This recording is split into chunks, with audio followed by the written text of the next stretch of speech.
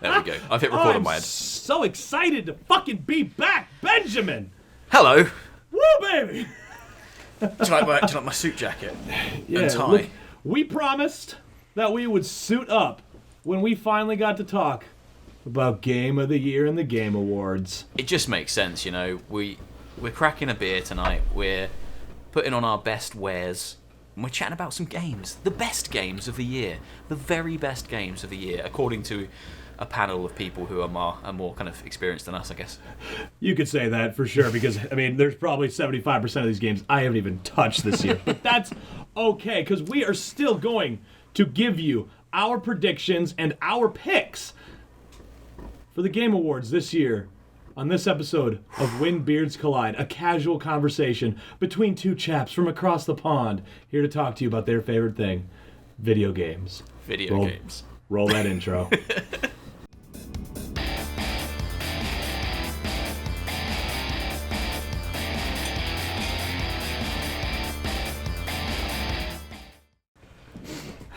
I have been waiting to say that for so long. Oh, I miss podcasting. I'm surprised you still remember how to say it. Yeah, right? I mean, I might have rehearsed, like, for the 20 minutes when I first messaged you, like, ready to go, and I was just like... I had a feeling that was the case. But which is fine, you know.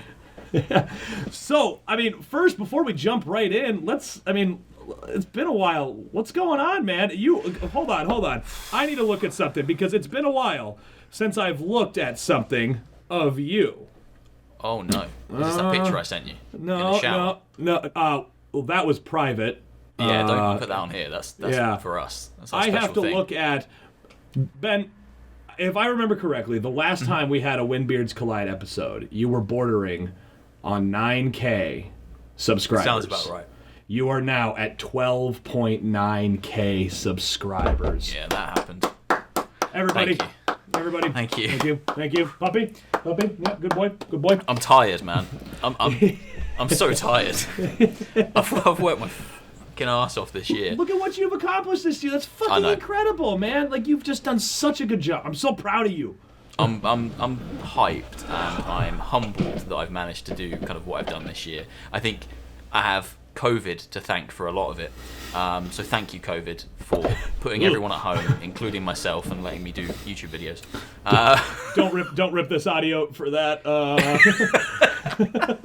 No, honestly, I think this year's been a really strange year for people who make content, because absolutely, as terrifying and destructive as COVID has been, it's meant that more people are at home consuming more content, and I think some content creators and the video game industry has had one of its biggest years ever. 100% it has. Because absolutely. more people are playing games, because how do you cope with such a kind of bizarre situation that none of us have had to cope with before when you're locked in your house? What better way than to escape to Valhalla or into the world of Half Life Alyx or into Animal Crossing or whatever it might be? There's been so many amazing ways to escape and get away from the horrors of real life this year, and everyone's doing it, not just people who traditionally played games before. So yeah, for people like me who like to make videos and like to be silly on camera and play games, it's been a great year. And I am humbled by it. Hey, there's a puppy behind you. Can you can you be quiet, please? I can't hear it, so it's fine. Well, it'll probably pick it up in the mic, but that's the problem. Yeah, and for me, well, I closed her down. I shut her down. Shut the shop. Yeah, I made my video, not to make it about me by any means, but, it was time. It was a long time coming after so many years of, I've been on YouTube for, well, twice as long as a lot of people I watch now. Yeah, man. And, it's just, I got tired, man. But I get it. I see it. I just went on a rant the other day. I often go on rants on Twitter. It's just kind of what I do. I follow. It's just kind of my thing. And I went on a rant the other day because I see so many content creators who just have so much passion for what they're doing and create a piece of content or continual pieces of content that are so good and are worthy of being seen and being enjoyed by large audiences, and it's so hard. And I think so many content creators get down on themselves and think it's something that they're doing. And yes, there might be things that all content creators can do to be better at what we do. That's a given. Everyone could. But fundamentally, just because you're not finding an audience, it's not because your content's bad. And I think that's something that I think everyone should know. Every small content creator should know that if you're struggling to find an audience, you're not alone. you just made the comment of I'm nearly at 13k subs. I can still put out a video and struggle to hit 200 views on that video, Sure. which is not even a 1% of my subscriber base. Right. Because the way YouTube is built is so uncertain. And it's there's so many factors. So I admire you for doing what you did and kind of saying, you know what, I've given it my best shot and I'm going to walk away. But coming off the back of that, you're now doing something different.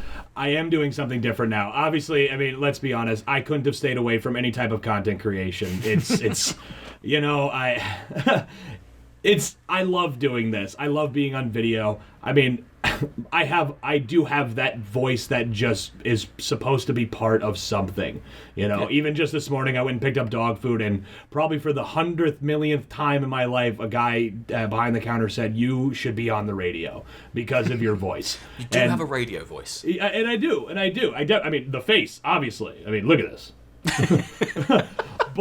And so basically what I'm doing again here for the people who, are watching on Ben's channel is I started a new channel called Creating Conversations. Well, the channel's not called that. It's just my name. But it's a new show called Creating Conversations. And what I'm trying to do is I'm trying to bring any person, anybody, content creator, artist, just human being, to come on and just let their voice be heard. And as Ben was kind of saying, there's a lot of small content creators just on YouTube who don't feel like they get to be heard, and I want everyone to be able to be heard. And I want to use my voice to amplify yours. That is basically the tagline of my channel. Now, obviously, it's not a big channel yet by any means, but it's something that I think has the potential. And even if it doesn't, it's not about me getting subs on my channel. It's about bringing it to you guys. So that's what I'm doing now. And the best part is I get to do it whenever I want. Exactly. That's the joy. That should always be everyone's joy. If you're a content creator and you're watching this video and you're listening right now, maybe you're feeling down, or maybe you're feeling on top of the world. Maybe the world is your oyster. Just remember, do it when you want to do it. Exactly. Don't do it because you feel like you have to do it. Don't do it because you feel like you have to be famous or you need to make money from it. Just do it when you want to do it. If you wake up one day and go, you know what, I'm going to make a video today, make a video that day. But if you wake up the next day and say, I don't really want to make a video, don't fucking make a video. Just walk away. Don't pressure yourself. I've done that. And that's where I ran into the problem. Honestly, Yeah. I got into such a loop of just I gotta make it. I gotta get it out. I gotta do it. And I just got so just like I don't want to sit in front of my computer. I don't want to edit. I want to go upstairs. I want to go. I just got the Lord of the Rings 4K Blu-rays, people. All right, like. Let me put this way. Favorite movies of all time, I've probably seen them 1,000 times, and I'm sitting here with Ben instead of watching them, so... Yeah, what the fuck, man? All right, so watch Lord of the Rings. See you later, man. Let me know what happens. Welcome to a When Beards Collapse. I like that. Let's do that. I don't know what we could do. Let's do it. Oh, that could have been the Halloween episode. We could if we got our shit together and actually managed to kind of free up some time about Halloween. We literally sorry everybody that it's been so long again. We literally like every time we're like let's do it, and then we're like yeah, but I got this thing, and it's just like we were gonna do it last week. It was Thanksgiving for me. My wife was cool with it. We were all good to go, and then I had 2 screwdrivers already, and I was like, hey Ben, I'm a little hammered already. That would have made for interesting listening. I have not gotten drunk since our first episode on the show. So, anyway, to stop boring everybody with what's going on in our lives, because what the fuck do you care? Game Awards, baby. 1 week. 1 week. As long as Ben puts this up like today or tomorrow. Wow, it'll probably be like Saturday or Sunday. So some days, like 5 days, maybe. But anyway, I have the list here on my iPad next to me. I figured like we're probably not gonna like go into depth on a lot of these, but here's kind of my idea, Ben. My idea is that we'll go through the nominees. We will pick what we think, like what we consider for ourselves that winner of the category, and then we can either save that as like that's what we think will win, or it's like this is what I like, but this is what I think will win. And we'll go from there. I think, like, obviously by the time we get to some of the end categories, they will be, like, we'll have discussions and actually, like, go into it. Some of these games I haven't played, but I listen to Kind of Funny Games, and they go into this. So I have kind of at least an idea of, like, the popularity and what these games have to be, and that's where I think we'll go. Ben, what do you think? You ready, baby? I'm ready. I've Fucking played A. most of the games. Most, not all. So hopefully I should be able to weigh in. I might not have finished them all. You know, I struggle with finishing games. You know this. Yes, I do. I get 20 hours in and go, this is great. I'm gonna stop now. And just because you didn't roll credits does not mean that it is not an amazing game that. Okay. Here's a gaming confession for you. Let's throw it out there. Uh-oh. I never rolled credits on The Witcher 3. I think we've talked about this actually before because I think never we have might have, either. yeah.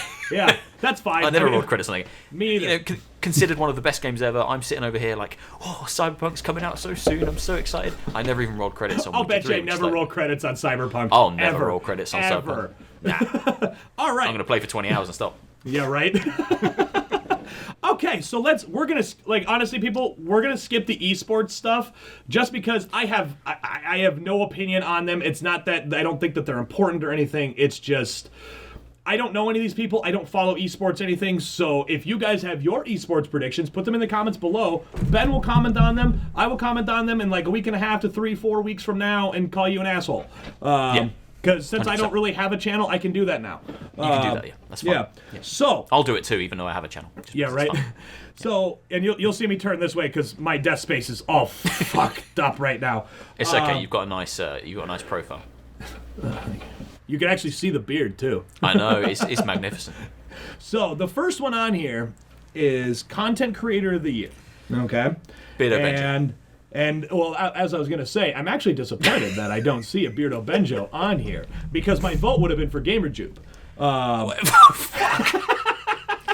Yeah, same actually. To be fair. I mean, hey, there's always next year. Honestly, you and GamerJube keep this up. You guys could potentially be here. What? Give me 5 years. Deal. All right. See you in The 5 5-year years. anniversary of Windbeard's collapse. We'll come back. Collapse. We'll come back. It's got to collapse first, and then it comes back. Yeah, we have to make that. All right. The nominees are Alana Pierce, J. Ann Lopez, Nick Merckx, Tim the Tatman, and Valkyrae. I believe you say it Valkyrae. I think it's Valkyrie. Yeah. Now, I know. I won't say personally, but I've met her on several occasions. I know Alana Pierce, and I followed a little bit of Tim the Tatman. So immediately, I'm saying Alana Pierce. I met her actually at an RTX event when she joined the Funhouse crew after she left IGN. She's a wonderful person. I think she's drop dead gorgeous, and I think everything that she's doing in the gaming industry is wonderful. Tim the Tatman is definitely, he would be my number 2, just because I even saw him, like a quick video of his on TikTok this morning, and he just seems to be a wonderful person, like genuinely. So, but what do you? I pretty much think, align exactly with what you say. Alana is great, very funny, does a lot for the gaming community at large. A lot of charity work as well, which I think is one of the big reasons she's become kind of considered in this. Not that her content creation isn't good, but her charity work is huge as well, and she's done a lot for the wider community. So I think I'd probably say Alana as well, but most of my opinion on that matter comes from really of the nominees. Tim the Tatman and Alana, much like yourself, are the only 2 that I've really been exposed to. The rest aren't really within the wheelhouse or kind of the genres of content creation that I watch. Tim the Tatman, I watched kind of a lot during the Fall Guys saga this year, where he was trying to get a crown and he couldn't get a crown for weeks and weeks, and it became a meme. And it was very funny, and he was very engaging, and he was pulling huge crowds. But for me, it's Alana. If it's not her content that's making me laugh, she just drops the weirdest tweets. Oh, 100%. I just love they everything. Are hilarious. She's very engaging. I would probably say, like, if it ever came to it, and I'm gonna throw it out there, if my wife ever left me, Alana, hi. This is your Lonely Heart submission, yeah? Yes, this is my Lonely Heart submission. Hey, we met once. It's cool. I said congratulations. I made a tweet at her congratulating her again for Santa Monica. She's writing God of War 5, or she's part of the team. Crazy. Awesome. So amazing I think I don't know if you want to do this. I'm not doing this. If somebody that's following Ben wants to actually put what we pick in the comments, so because maybe we do something afterwards, somebody wins. I don't care. I'll remember them all. Yes, he will. Hold him to it, people. All right, so we both pretty much say a lot appears. So moving on to the next one, and I'm going in the order that it's listed on this website that I found because it was easier than going to the actual Game Awards website. The next one that I have is multiplayer game. The multiplayer games: Animal Crossing New Horizons, Among Us, Call of Duty Warzone, Fall Guys Ultimate Knockout, and Valorant. Ben, you lead off with this one. Jesus. Okay, so I think there needs to be some big conversations this year around Animal Crossing. I don't think it's... I don't understand why it's in the multiplayer category. Yeah. I get why it has multiplayer, you know? Yeah, But- it has multiplayer, and I did engage with that part of the game. I mean, I've played hundreds of hours of that game, and I did play a lot of multiplayer, but mainly that wasn't the bulk of the game for me. Right. I guess I don't consider it a multiplayer game for myself. Like, no. So I probably wouldn't put it forward as a multiplayer winner. No. I think it's a stunning game, and it did a lot of great things this year. Whether it's the most technically outstanding game or visually appealing game, who knows? But it did a lot of really good things this year. Yes. For the community in a hard time. So I think Animal Crossing is it deserves to be nominated for awards, but multiplayer, I don't know. No, I think no. for me, it would fall between Fall Guys and Among Us, and part of me wants to say Among Us. Ooh, okay, Because it's okay. such an underdog story. Yes, I mean, you're not Among Us wrong. didn't come out this year. That's, Among Us has been out for ages. That's the funny thing, right? Like, that's the weird part about game awards in general, right? Like, the popularity came out this year. It's a 2-year-old game. Like, you don't see this in the Oscars where, like No. Boondock Saints, which became a cult classic movie, doesn't get nominated 2 years after the fact. Bad example, point. but I'm just saying, like, it doesn't happen. So, No. for me, I would honestly probably pick Among Us. I think that Among Us is going to win. However, just because of how apparently and here's the shitty part: the only one I've played is Fall Guys, and I loved it. I don't know anything about Valorant. I don't know anything about it. You're going to hear that a lot from us. Of all the games on there, Valorant's the only one I haven't played. Yeah. I have friends who play Valorant and they enjoy it, but then I also hear kind of it's not to discredit it, but they say it's another hero shooter. Right. It's a League of Legends first person hero shooter, akin to something like Overwatch, CS:GO. Right. mixed Okay. in, kind of, yeah.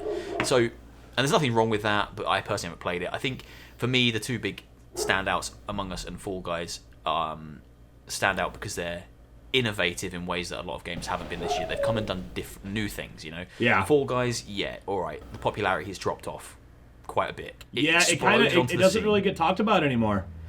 It exploded onto the scene and it's dropped off quite a bit now. But I think, irrespective of the amount of players that have dropped off, it still came along and did something new, and it gave everyone a new experience that they hadn't played before. We hadn't had that kind of Takeshi's Castle multiplayer battle royale, and it did something new. So huge props to it for that. I like the pinky finger. I appreciate it. Pinky's up. Among Us, I would give it to Among Us personally. I've had insane amounts of fun on that game this year, and it is at its core a you cannot play that game without friends. You can play Fall Guys without friends. Fair point. I like your thinking on that. You've got to wrangle together a group and get stuck into some Among Us. Even though it didn't come out this year, I think Among Us should get it. It would be great to have that as an underdog winner. Yeah. I'm going to move my tablet here. I am going to go dirty. I'm going to say Call of Duty. I'm going to say Warzone. I didn't play it, but enough of my friends who have thrown down in it and gone for it, they say that it's one of the best Call of Duties that they've played for so long. Call of Duty usually can take away this. It was between that and Among Us for me. I think Among Us is going to win, but my pick is Call of Duty. I think because of the public vote, obviously the way the voting works. Yeah. Because Among Us is currently such a hot flavor of the week, people will be voting for it. Yeah. I think so. Like, I think it's going to win. Fall Guys has disappeared into memory a little bit. Call of Duty has its fans, so we'll get votes. But Among Us, because it's hot right now, people will just immediately levitate towards that as something to vote for, I think. So I think it will pip it because of that. I do agree with the sentiment that Call of Duty Warzone is the best Call of Duty for a long time. Yeah. Next to Modern Warfare from last year, but yes. Yeah, I had more fun playing that than I've played a Call of Duty game in a very long time. Sure. All right. So yeah, they refined it. So you got Among Us. I'm taking Call of Duty. Got I it. could take it. It's all All yours. right. Cool. All right, moving on. And I don't know how much of an opinion we have on this next one. Sports/racing game. All right. Sorry if FIFA. this is kind of boring, guys, but you're fucking the UK. Of course you pick FIFA. Well, I don't know any sports games. I don't either. I haven't played any of them. I should. So the nominations: Dirt 5, F1 2020, FIFA 21, NBA 2K21, and Tony Hawk's Pro Skater 1+2. Tony Hawk's. I want to pick Tony Hawk. I didn't buy it yet. I've been meaning to get it for months because I love that franchise. I wanted it. I've heard nothing but amazing things about it. I've played a FIFA game. I've played an NBA game. I've played an F1 game. And I've played original Dirts. I've played them all. I'm not saying that the newer ones are not different by any means, but I'm going for the underdog here. Tony Hawk, I want it to win because then either we get DLC for 3 and 4 or they give us a sequel for 3 and 4. I think that's its only hope. One. It's the only one I've played, and my god, it's such a good remake. Yeah, dude. Like, I wish I would have bought it. I might go buy it today. Maybe I'll do that. Just go treat yourself. But I got man. Your Valhalla. shop's I got 50 more hours of Valhalla. Yeah, don't buy it. You've got Valhalla. Just keep playing that. That game has consumed my life. I really enjoyed Tony Hawk. Yeah, great gameplay mechanics. Like a bit like you alluded to there, FIFA. I can't comment on it because I'm not a player, but it's fundamentally the same every year. Yeah. You know, they change the kits, they change the haircuts. It's still football, or soccer. You know, for our American friends. What are you getting at here, bitch? You know, we invented it, so it's football. That's fair. I'm not going to argue with you. Yeah, finish that beer, you son of a bitch. I will. But Dirt, I didn't hear the greatest things. Dirt 5 didn't review particularly well. NBA had a lot of controversy around its microtransactions, and then they started putting adverts within the game. Yeah, okay. No, that's a good point. I didn't think about that in terms of like There's people voting. a bit of kind of outside and influence. doesn't it kind of suck that would be like for a video game that would be a thing that a reason why people might not vote for it. Like, But it's a valid thing. Yeah, it is a valid thing. It just kind of sucks where it's like, you know, like again, like I go back to the movies and the Oscars and such like that. Like, me and my friends joke about Michael Bay and his fucking product placement and the way he does it in like any of his Transformers movies, and it's gross, right? It's gross. But and I'm not saying Transformers is Oscar worthy. It's not. But you wouldn't say, like, this movie is bad because of the product placement. However, in video games, it's so invasive that I could see a lot of people who would go in for the votes go, I like NBA 2K21, but because of these things that they threw into it, it drove me nuts that I don't think it deserves the win. So I think it's different. When you watch a movie, it's a passive experience. You sit back, the movie plays, the movie finishes, and you walk away and go, that was either great or... No, get comfy as you want. And you... Did you bang your leg? Well done. Go ahead. But you walk away from a movie at the end and that's it. Jesus, I'm hitting stuff now. What the fuck? All right, hold on. Let's put that down. A film is a film. When the film ends, you walk away from it. But a game, when you're in the game, you're connected to the game. Chances are you've got a payment method attached to your console, or you've got a payment method attached to the PC. If it starts pushing things that you can buy at you, within the moment, that is intrusive because they know that you can press a button and purchase something.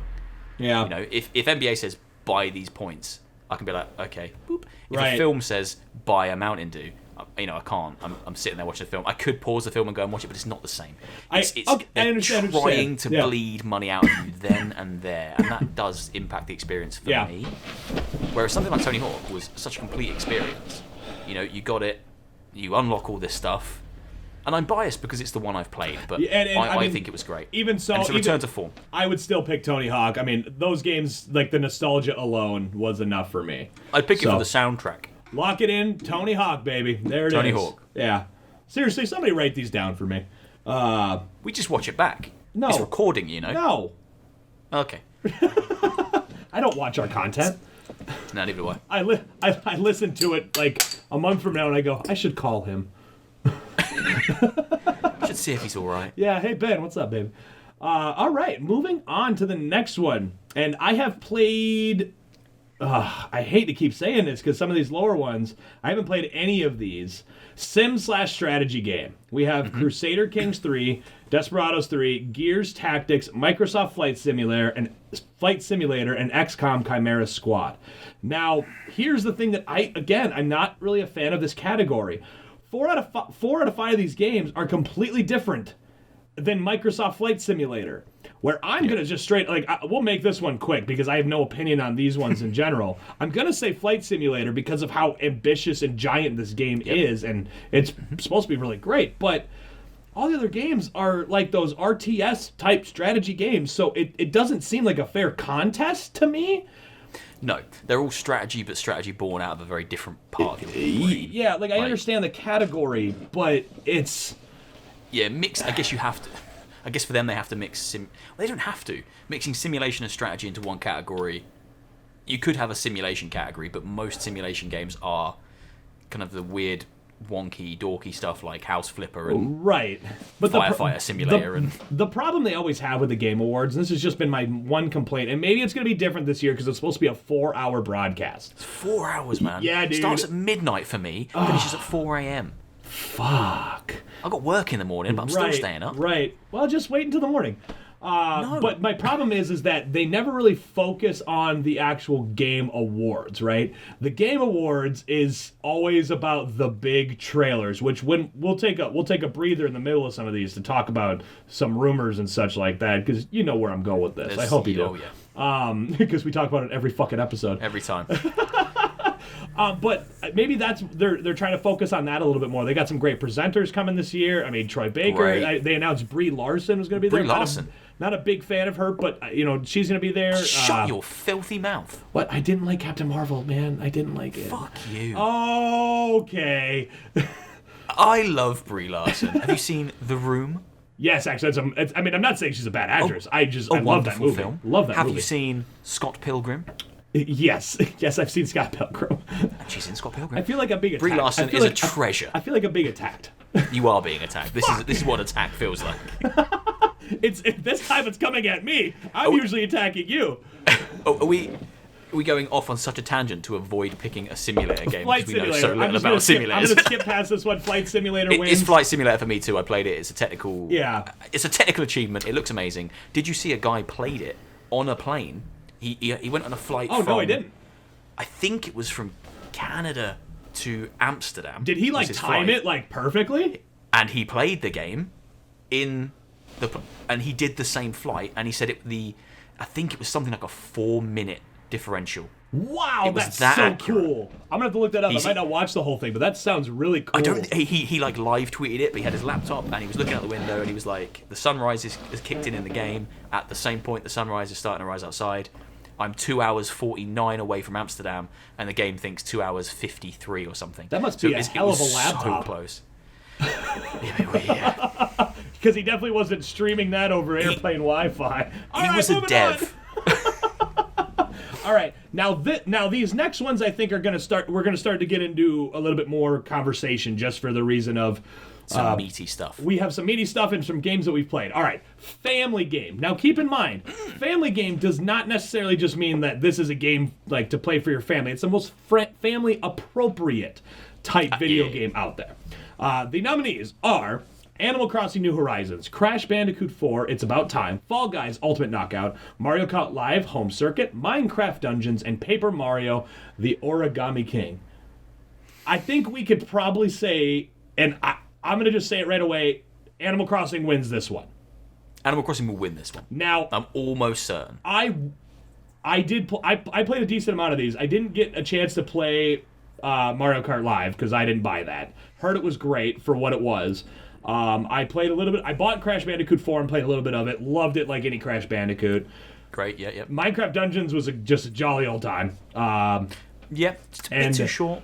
I would want Paper Mario to win, but that's because Paper Mario is probably my favorite Mario franchise. I love those games so much. Not nearly as good as the original or Thousand Year Door, But Oh, what a game. oh God, I love that game. But so good, but I don't think that there is any contest with what Animal Crossing did because it came out at the perfect time. Literally, they were selling out of Switches across the United States. I don't know how it was in the UK, just Exactly. so people could play Animal Crossing. So, hands down, no doubt in my mind, Animal Crossing. Yeah, I completely agree. I think Animal Crossing will walk away with that one, and it is the one that I want it to win. I know, spoiler alert, I know that it is nominated for Game of the Year, and I think there is a conversation to be had there. We'll get there. It will not win it, but we'll get there. Yeah. But I think it wholeheartedly deserves this. It should walk away with a big award or a couple of big awards because it came out at a perfect time, and it lifted so many people's spirits. And it gave people a way to connect with people when they couldn't connect with people, and it's like the embodiment of a family game. It is. It really is. I mean, it was... It's so there's nothing insidious in that game at all. I'm happy I didn't dive into it as much as a lot of other people did because I loved it. I did. I had a great time. Like Awesome. my first 4 or 5 days of, when we locked down here in the good old state of Minnesota. That was not a Minnesotan accent. That was definitely Southern. Even I know that. I can't do a Minnesotan accent. But even that time, it was great. And then I fell out of it because it's just not my type of thing that I dive into. Also, Yeah. Final Fantasy VII was right in a week and a half. Yeah, So I was I was playing the original. I was playing Animal Crossing in bed. I was playing it on the sofa. I was playing it in the garden. I was playing it in the bath. Wherever I was, my Switch was with me, and I was playing Animal Crossing because I needed to. It was just so uplifting, and it was such an uncertain time. So if it doesn't win that, I'll be gutted. But I played Paper Mario. I loved Paper Mario. It's so good. God, I love that game. It was great. Again, it wasn't as good as Thousand Year Door. I did think it was good. Thousand I Year played Door Minecraft was the perfect Paper Mario game. I played Dungeons. We smashed through that on the PC with a friend. Just a bit too short for me. Fun, but it felt quite vapid. Like it was done before we knew it, and we were like, oh, okay, on to the next thing. Yeah. I got a quick question for you. Mm-hmm. I'm just curious about this. What's your wife's name again? Molly. Molly. Did Molly play Animal Crossings? Yeah. Yeah. Did you guys play together? We bought an extra Switch. Yeah. 4 Animal Crossings. It was our last trip out to a shop before the country went on lockdown. We made a last ditch run. We went to a game shop, picked up a second Switch because we knew it was coming. Ordered 2 copies of Animal Crossing online because the shops were closed at the point where it came out. Yeah. And then we both had one for when it came out, and we both played it religiously. She stopped before me. She loved it, but she quite quickly realised that there wasn't much more for her to do in it. She's like, oh, I'm done now. I don't want to build my I own. would like to know her opinion on this. I think she would probably say Animal Crossing, but Yeah? she didn't. Is she out of the house? might- Can you grab her? She's baking. Oh shit! Oh, She's baking bring sweet your treats whole and then, computer and to then the not for kitchen. me. I want your wife involved. How fucking funny would that be if you just walk downstairs, like whether you're on your phone or with your computer, like, Molly, Ryan has a question. What's the best game? She played a lot of Crash Bandicoot. She didn't finish it though, and for her, who's a massive Crash Bandicoot fan, that's quite rare. So that says something to me for not the quality necessarily, but the kind of the staying power of that game. So I think all round, most people I know who I know don't really play games, all of a sudden were adding me on the Switch and being like, hey, can I come to your Animal Crossing island? I was like, you play Animal Crossing? And they're like, oh hell yeah. Everyone did. Everyone played that game. It's the embodiment of a family game. People who don't game played it. So I think it will walk away with that one. Boom, locked in, easily. And I'm going to say this. By the time we get to Game of the Year, just because I have a feeling we are going to have different answers. I really do. I want Molly to be the tiebreaker. I think you should bring her in. My wife's not here, but you might have to yell for her to come up and be like, when we're all done, what do you think? All right, we're going to move on. This next one, it's fighting game. And I fucking love fighting games. Unfortunately, I didn't play any fighting games this year. I played them last year. And again, the conversations, this will probably be really quick. I don't know if you play fighting games, but here are the nominees. And if at any point, Ben, if you want to pull up this list, I can also send you this exact link and you can read them off. But I'm lazy. Cool, then I'll just do it.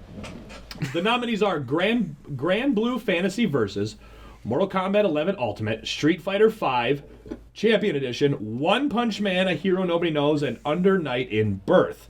Now, Mortal Kombat 11 did, again, not come out this year. I don't think Street Fighter V Champion Edition came out this year. I think it was 2019 as well.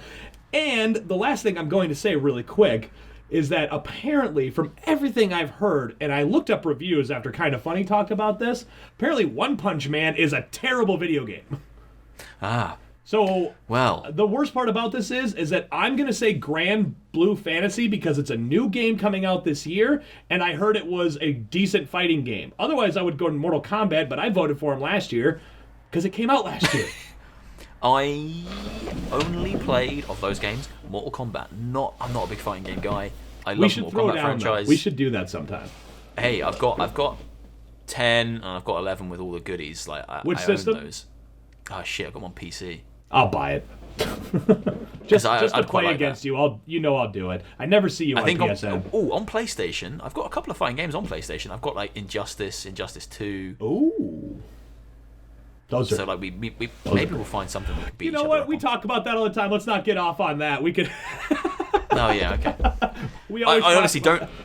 I don't have a race in this horse, in the fighting game horse. I'd probably say Mortal Kombat because I know the quality's really high, but that's a discredit to the other games. I just haven't played them. And you know what? It's probably going to win. It's probably going to win, which honestly, from what I've heard, I mean, Mortal Kombat 11 was, Mortal Kombat 9, 10, and 11, all so fucking good. I loved every one of them. I've bought every one of them. It's probably the only fighting games I buy anymore.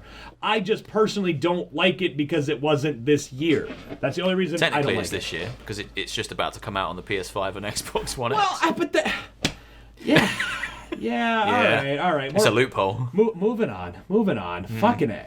All right. Now, this one I think is more my category as opposed to your category. RPG. All right, I'm just going to have a quick sleep. Yeah. The nominees are Final Fantasy VII Remake, Genshin Impact, Persona 5 Royale, Wasteland 3, and Yakuza Like a Dragon. Well, since Ben, I don't think, has played any of these, Final Fantasy VII Remake takes the cake. For me. Easily. All right, moving on. I haven't played any of those. No, and you know what? The only one I have played is Final Fantasy VII Remake. I know what the cultural impact of Genshin Impact has been this year. It blew up. I know a lot of people. I thought about buying it myself. I just didn't get around to it because we may say I haven't played a lot of these games, but I've been playing so many games. But just not the best ones of the year. Well, we're not there yet, baby. But Final Fantasy VII Remake is definitely my RPG of the year, hands down. That game, I played it. I beat it when me and my wife were on quarantine, like we were on lockdown here in Minnesota. We beat it, and I immediately played it again. I did not platinum it. I still plan to, but I want to wait to play it on my PS5 before I do, because I just want the 60 frames a second. But Persona 5 Royale, I started Persona 5. I was getting kind of into it. It was a slow start, which most people tell me it is. Now that's a 130-hour plus video game. Yeah. And I don't have that amount of time. Even for an Assassin's Creed game, I'm 50 hours in, and I've taken 2 weeks off. Yeah.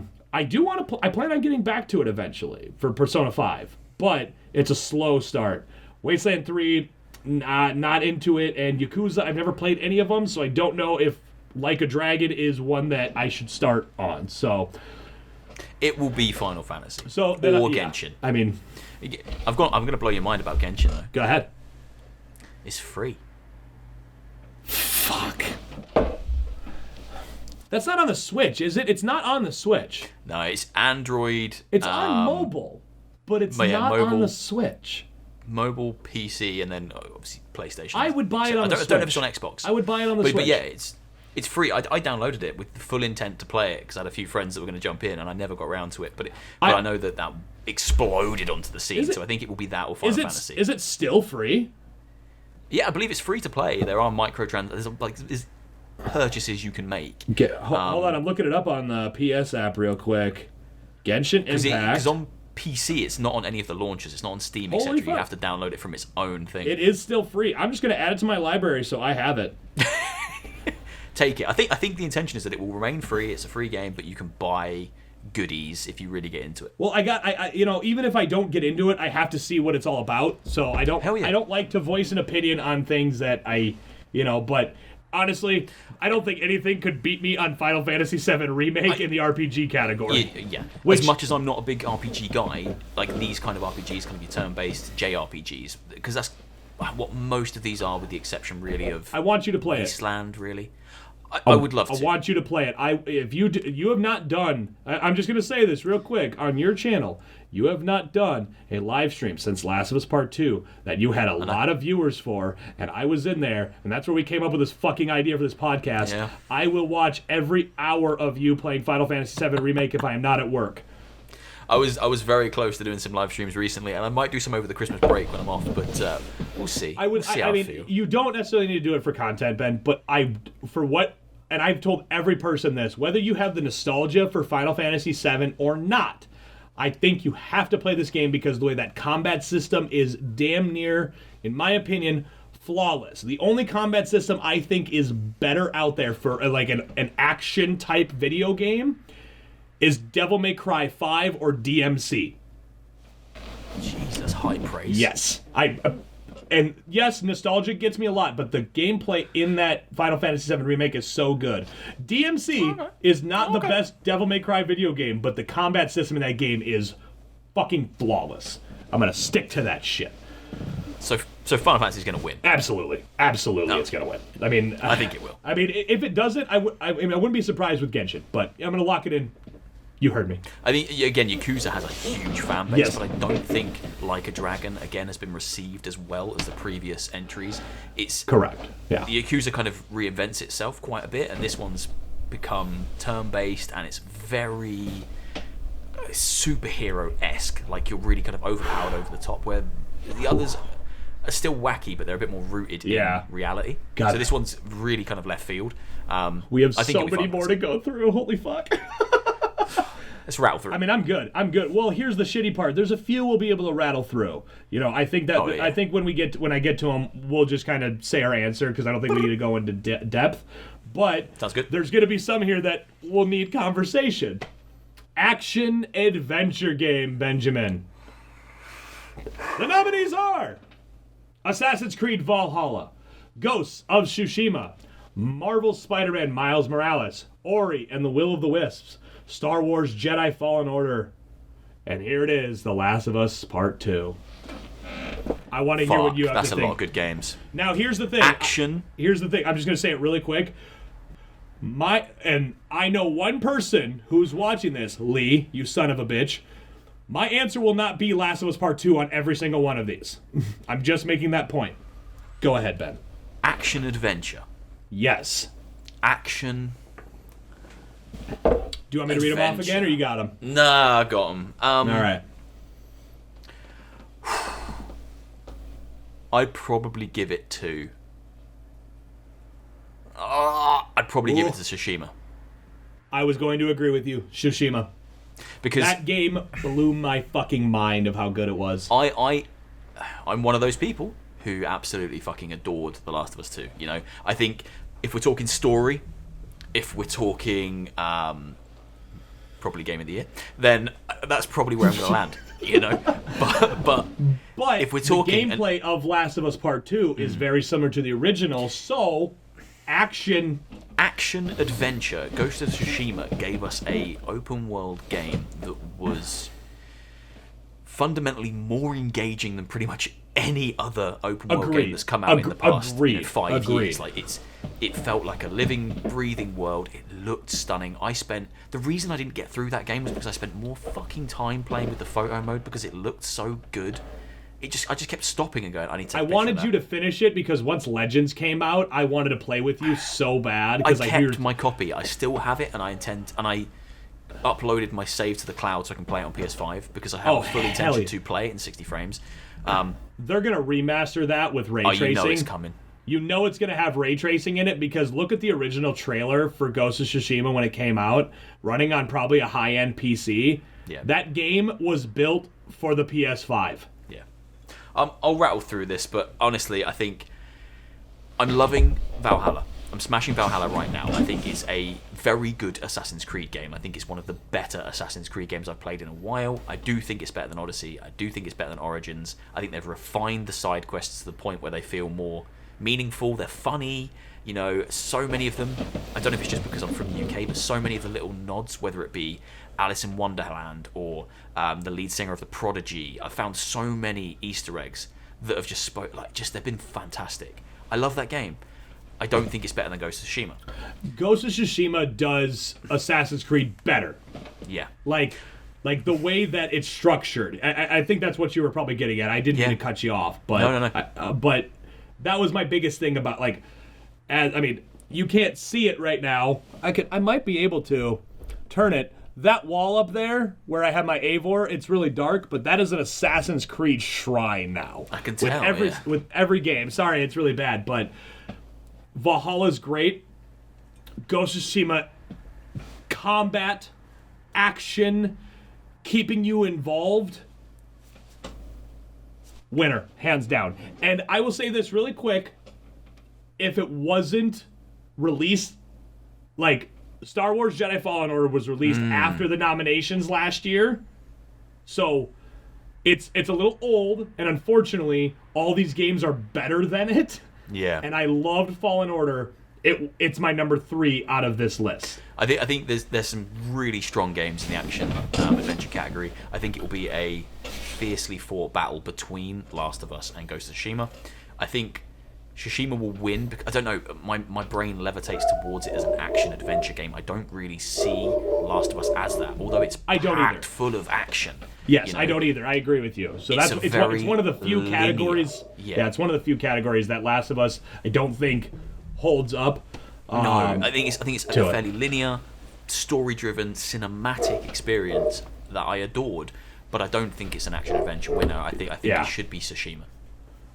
Perfect. We are in agreement. We're in agreement for a lot of these, and I'm digging that. So these next 3, I think we can almost blow through. Okay. One of them we might talk a little bit about, but the next one is just straight action game, which, damn it. Again, I haven't played any of these, but I know what my answer will be just from hearing everything about it. Action games nominees are Doom Eternal, Hades, Half Life Alyx, Neo 2, and Streets of Rage 4. I've watched enough people play it. I have wanted to purchase it. I just haven't got around to doing it. Hades, hands down. Doom.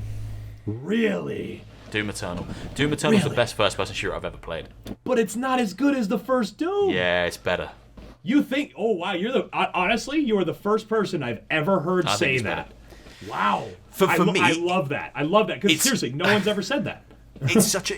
They took everything that Doom 2016 did, and they didn't break the wheel. They didn't change everything. They just refined it, and they placed it within more colourful, more diverse, more interesting landscapes. Because if you go back and play Doom 2016, it's just wash of brown, metal, and red. Like you're just going through ships and hellscapes. It's Mars. Nice to look at. Yeah, it's not nice to look at. You play Doom Eternal, and you're whisked to like an ice planet, a luscious green planet with kind of like old, kind of almost Gears of War style architecture. You then go to Mars. You then go to a spaceship. It's so much more appealing. Yeah. The level design is far more vertical than it ever was in Doom 2016. So you're not just going left to right, forward to back. You're going up, you're going down, you're coming from side to side. Like the way you can approach the combat scenarios, mind-blowing. Okay. The soundtrack is chunky. It's the most fun I've had with a first-person shooter in ages, and the most value for money I've had out of one.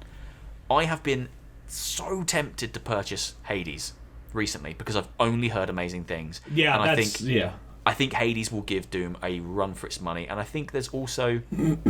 I'd love to see Half-Life come in and win it, because Half-Life is probably one of the best games I've played this year. I mean, it's Half-Life as well, so... But it's sadly, and it's as a big fan of VR, as a VR guy, it's sad to say this, it's crippled by the fact it was only on VR, because so many people then couldn't experience it. So it isn't going to get that influx of votes that's needed to push it above something like Doom or Hades. Well, we're getting to that category soon, so... This is it. For me, it's Doom. All right, Doom it is for you, Hades for me. There it is. We got those locked in. Doom Eternal for Ben, and Hades for me. The next one, Innovation in accessibility.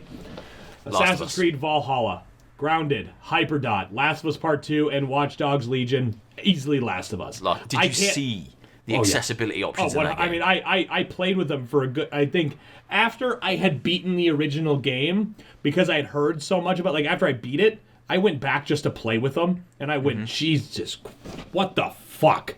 I just couldn't...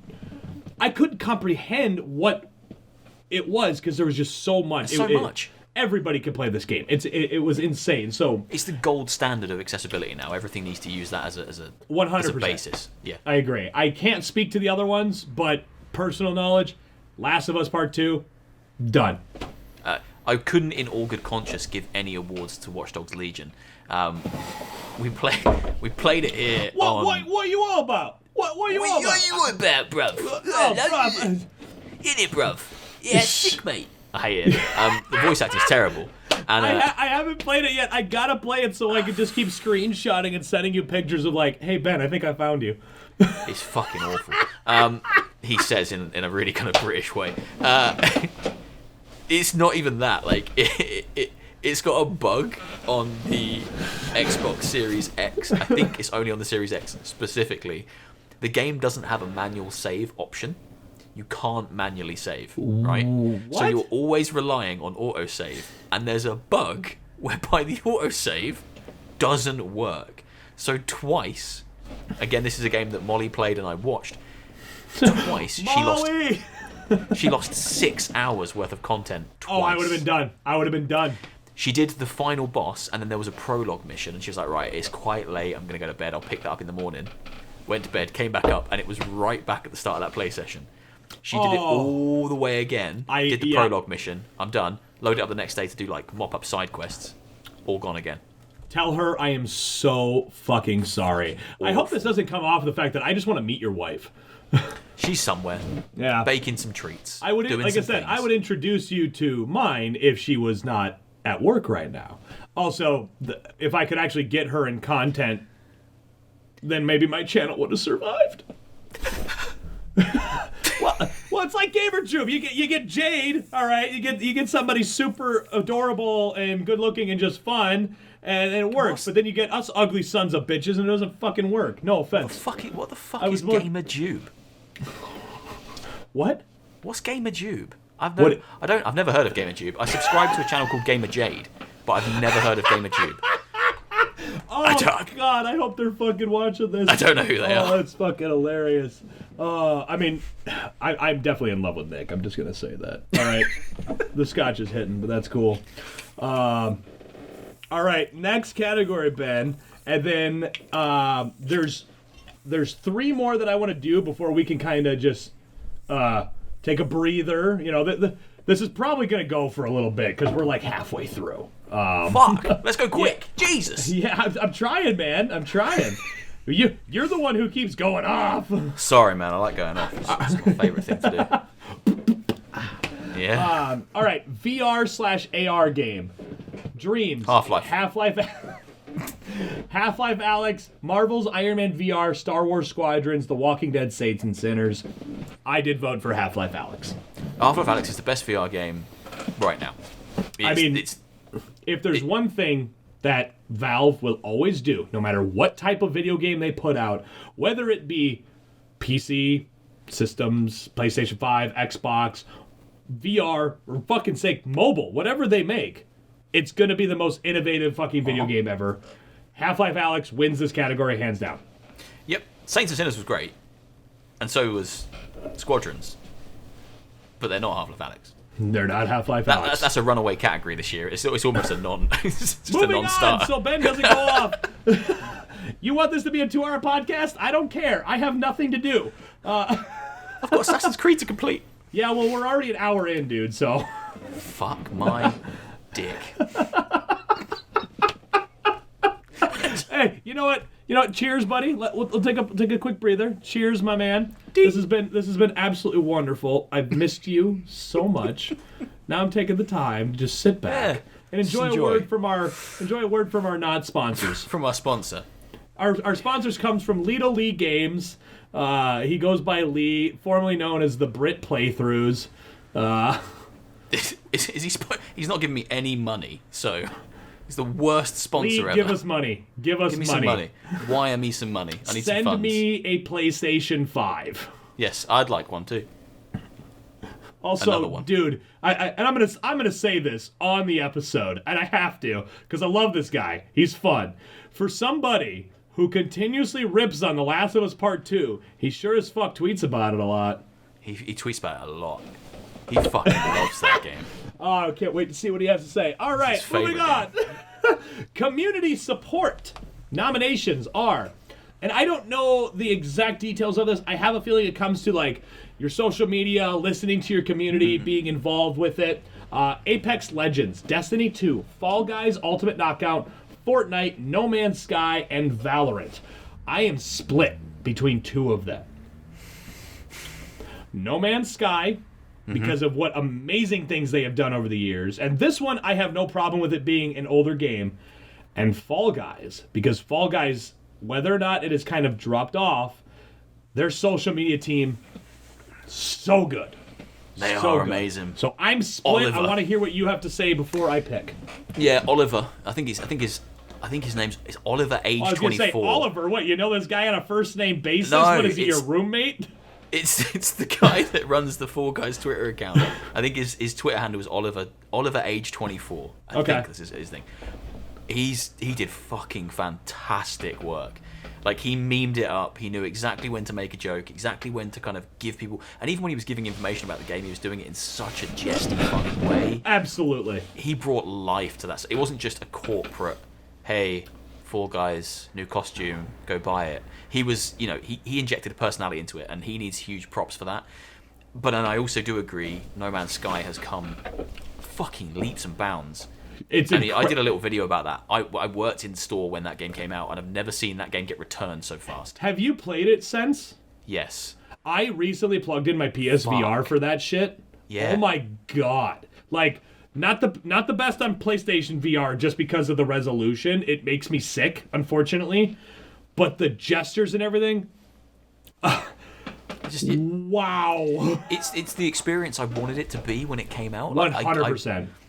When I first played it originally, and I flew to the first kind of space station, and there was no one there, I docked up, I got out of my ship, I was like, oh, this is so cool. Walked around, and there's just no one there. There was one fucking NPC alien standing in a corridor, and it spoke an alien language, so I couldn't fucking understand what it was saying. And I was like, oh, this is pointless. Now when you play it, yo habla. I got to the space station, tons of people, vendors, portals back to different planets, ships docking in the space, and I was like, yeah, this is the game it should have been at launch. They have worked their asses off for that game. Yes, they have, and I applaud them for what it is now. I love playing that game. To the same credit, so have the guys at Bungie, so have the guys that work on Destiny.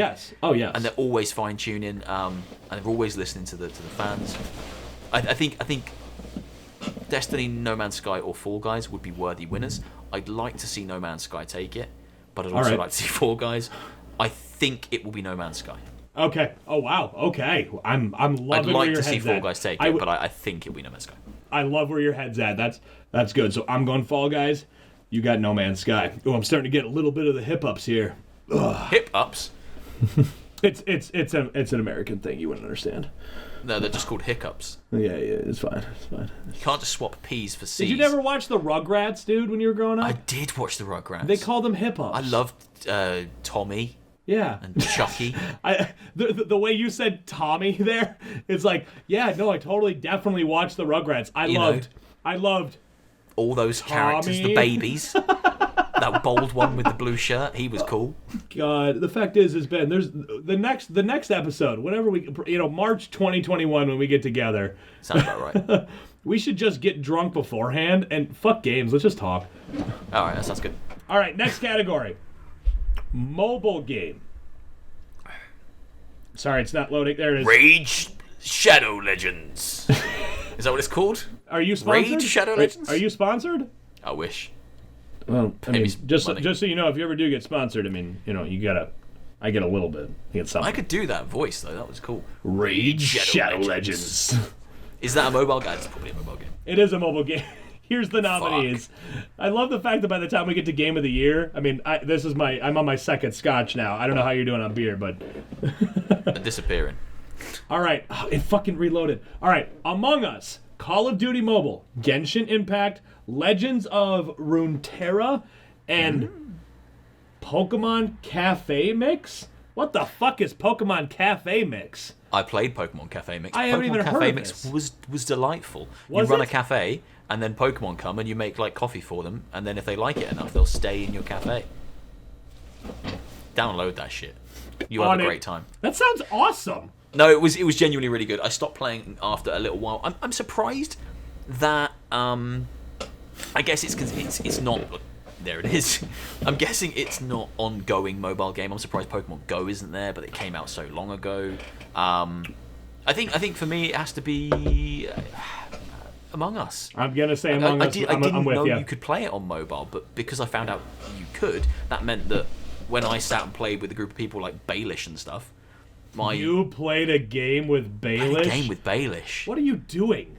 I know. I felt dirty afterwards. You did feel dirty. Of course you did. I had to have like a really hot shower. God, good for you. Good for you. Scrub it all off. At least Scrub the you're grime giving away. him the attention that he wants. Yeah, he loves it. But no, that night when we were playing Among Us, when I found out it had a mobile version, obviously my wife could sit and play on her tablet, which was great. And, Well, yeah, and I played on PC. and Among Us has it is all cross-platform, man. So that is the best part about it. I mean, I don't think there's a. It's Among Us. Last year, Among Us. Call of Duty. I'm not a big Mobile mobile won. guy. But I do not play mobile games. I really don't. I've tried. I even have all the Final Fantasy games downloaded. Like I've bought them off of iTunes on my phone. And even when I try to go through them, just like at work or just like, whenever I can, I don't like it. I don't like playing mobile. That doesn't mean that they're not great.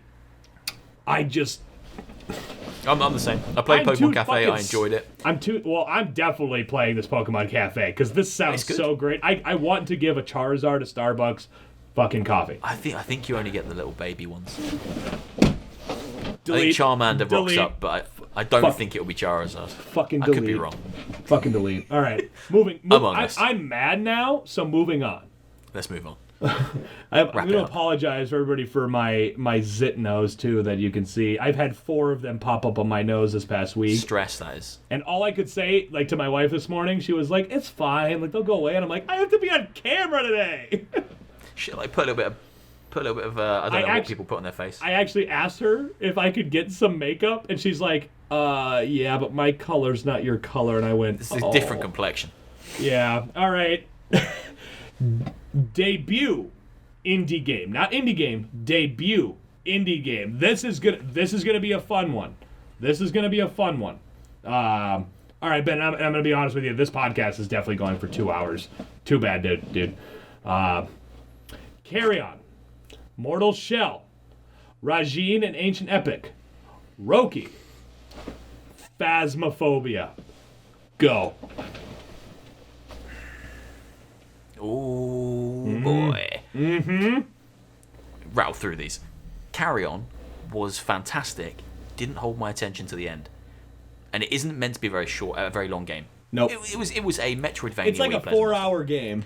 Yeah, it's like a Metroidvania. You go around. I played a bit of it. I just didn't have time to. I was just fucking around. It could have done with some quality of life things for me. I understand the point of it is to explore, but there was no map.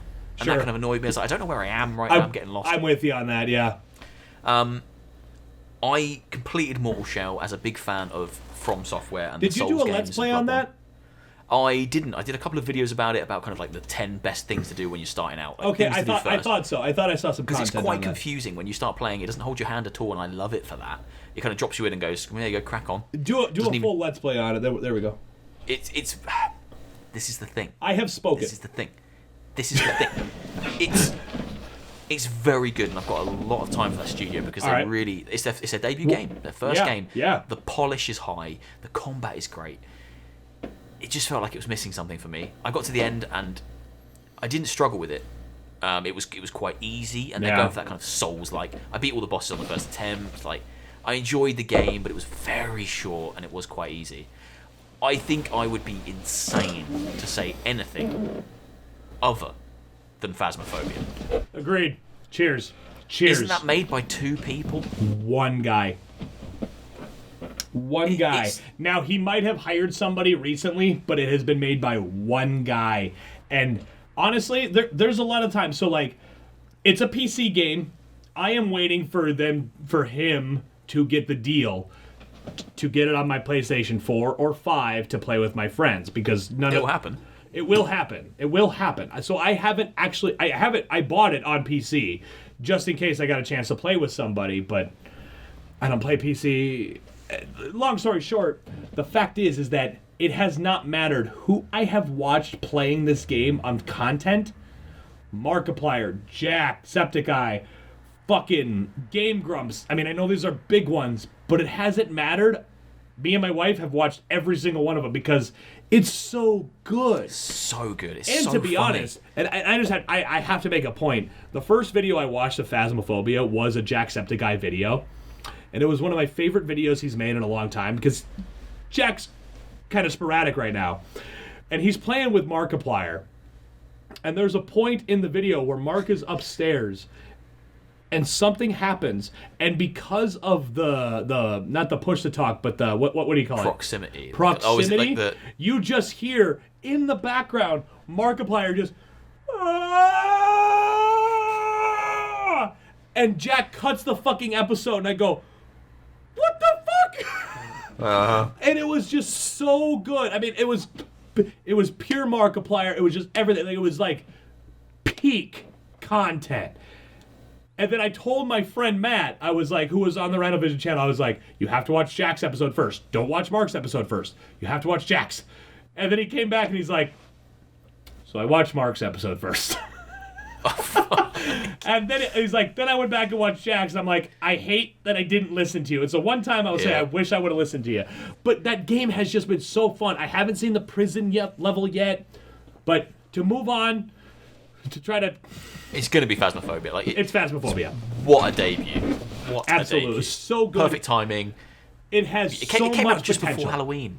Yes, and it has so much potential. Perfect This timing. game moving forward, like, I don't care if it stays the same guy or anything. I mean, I could talk for a while on this. As a person who has not played it, who have seen so much, it has so much potential to be I think it's great. so much better than it already is. All right. Yeah. Huh. Molly, why don't you tag in for Ben? Can you let her know, like, if you're getting tired? I might just sleep for a bit. When we get to It's late in the RPG UK. 2. Yeah. Is there another RPG round? Is that happening? No. All right, next one is just indie game. Okay. Carry on. Fall Guys, Hades, Spelunky 2, or Spiritfarer? Go ahead. Hades will win. Oh, you think so? I think Hades will win. Hades has... I really do want that game. Hades has been talked about in terms of game of the year, not just indie game of the year. You're not wrong. I mean, I watched...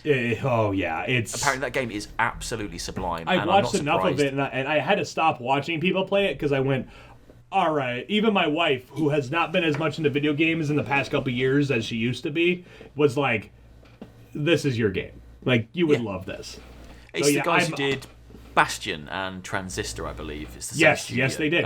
Yes, they did. And their level of quality and their level of polish is always so high, but apparently this just nails the mechanics, it nails the systems, it's engaging, the characters are well written, and apparently it's just a joy to play.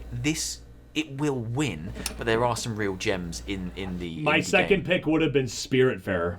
Spiritfarer is just depressing, but like in a really uplifting way. It treads such a beautiful it's one of those line. indie games. It not gameplay wise, but it felt like Journey to me, where it just had that surreal impact, where it was just yes. And again, Fall Guys is in there. And I love and Fall Guys was so culturally perfect, but as far as winning the award for indie game, It will be Hades. It will be Hades.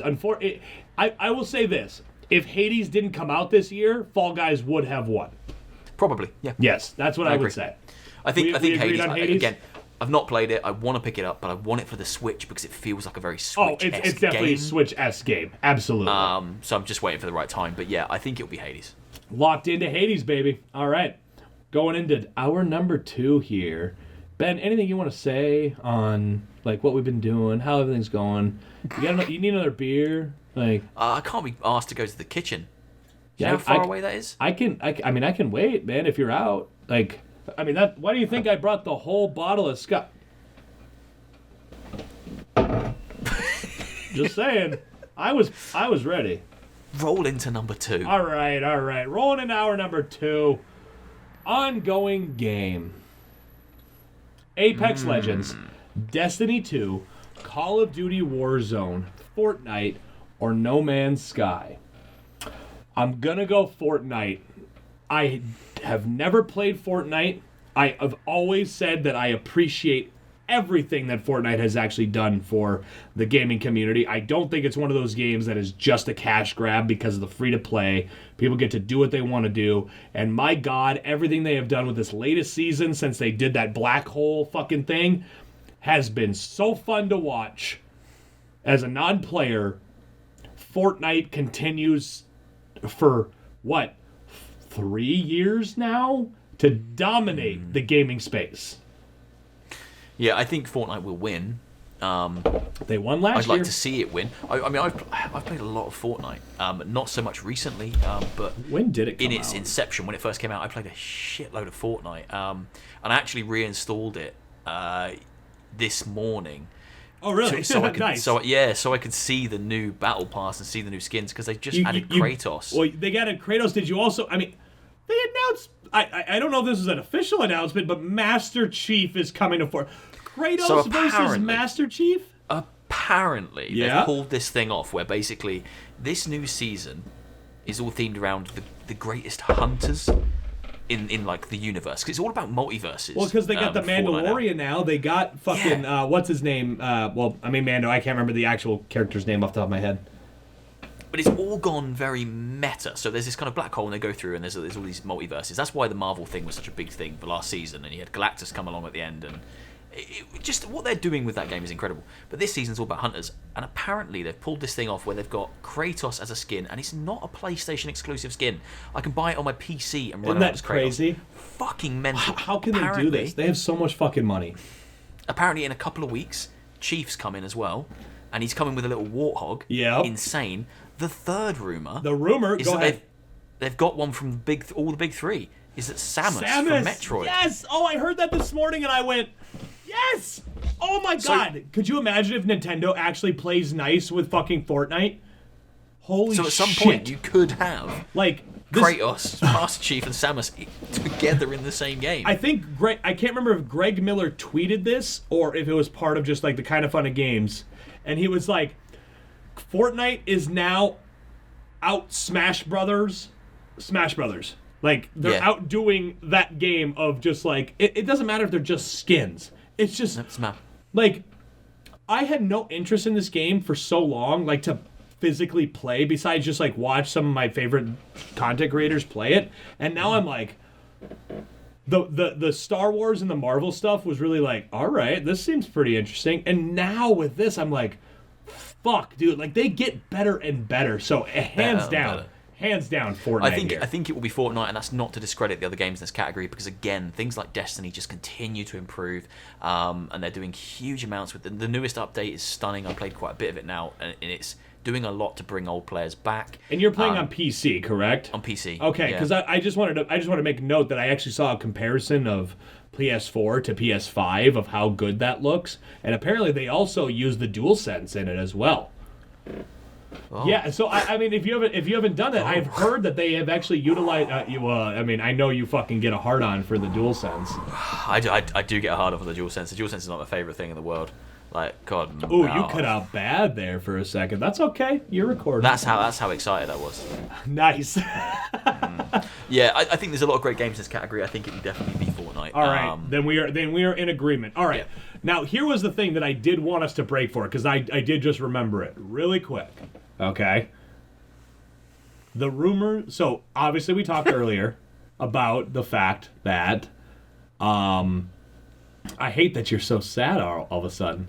But we talked about the Game Awards are usually like where you get some of the biggest fucking trailers to see for what like is the Super coming in Bowl. 2021. It is like the Super Bowl. Ben, what do we talk about every fucking episode of this goddamn show? And Silent Hill. And how heavy is this fucking rumor of Silent Hill being But it at was the Game heavy Awards? last time. It's so huge now, though. Like, it is fucking everywhere. From the guy who leaked God of War 5 before the PlayStation 5 event to announce that, he is saying, it's not just Silent Hill. It's Silent Hills, and Kojima is back, baby. That is the rumor. And I am fucking... Woo! Alright, here's the thing. All right. Right? When the Game Awards airs next week, Yep. and it starts at midnight my time, right? And it finishes at 4 a.m. Yep. my time, and I start work at 8:30 a.m. I'm staying awake to watch it, right? You're actually going for it, huh? I'm going for it. I'm going to get 4 hours sleep. I'm doing that because of these rumors. Oh my god. Ah. If it doesn't pay off this time, Ah. I'll message you because you'll be awake. Oh, I will be awake. I will be It'll watching. be a normal time for you. Yeah, I will might not miss be a happy guy. I'm scared because I think the beginning part of it I will be at work and I'll get to catch up on it later, but I can't get over this, man. Like, it's funny that so many years have passed since Silent Hills, and this one glimpse of and it's not just Silent Hill. That's what I'm saying. Like, we're pretty much already, everybody pretty much knows Silent Hill's coming back in some fashion. But It's too many rumors at this point for there to not be something being created somewhere. And Jeff Keighley is the one who has such a fucking connection to Kojima, like such a friendship with that man, who he's like, this is what, like, the rumors have been that it was supposed to be announced here and here and here, and you know that Jeff Keighley was like, no, I'll give you anything. Like, I will fucking Save it for the Game I will Awards. literally lick whose ever taint I need to lick to get this at the Game Awards. Because, oh my god, if Kojima walks out and he just goes, I've been working on something. Don't. The fucking gaming community again will Stop. lose their mind. And I had to get this out there because it's not a When Beards Collide podcast if we don't talk about Silent Hill. I am hopeful.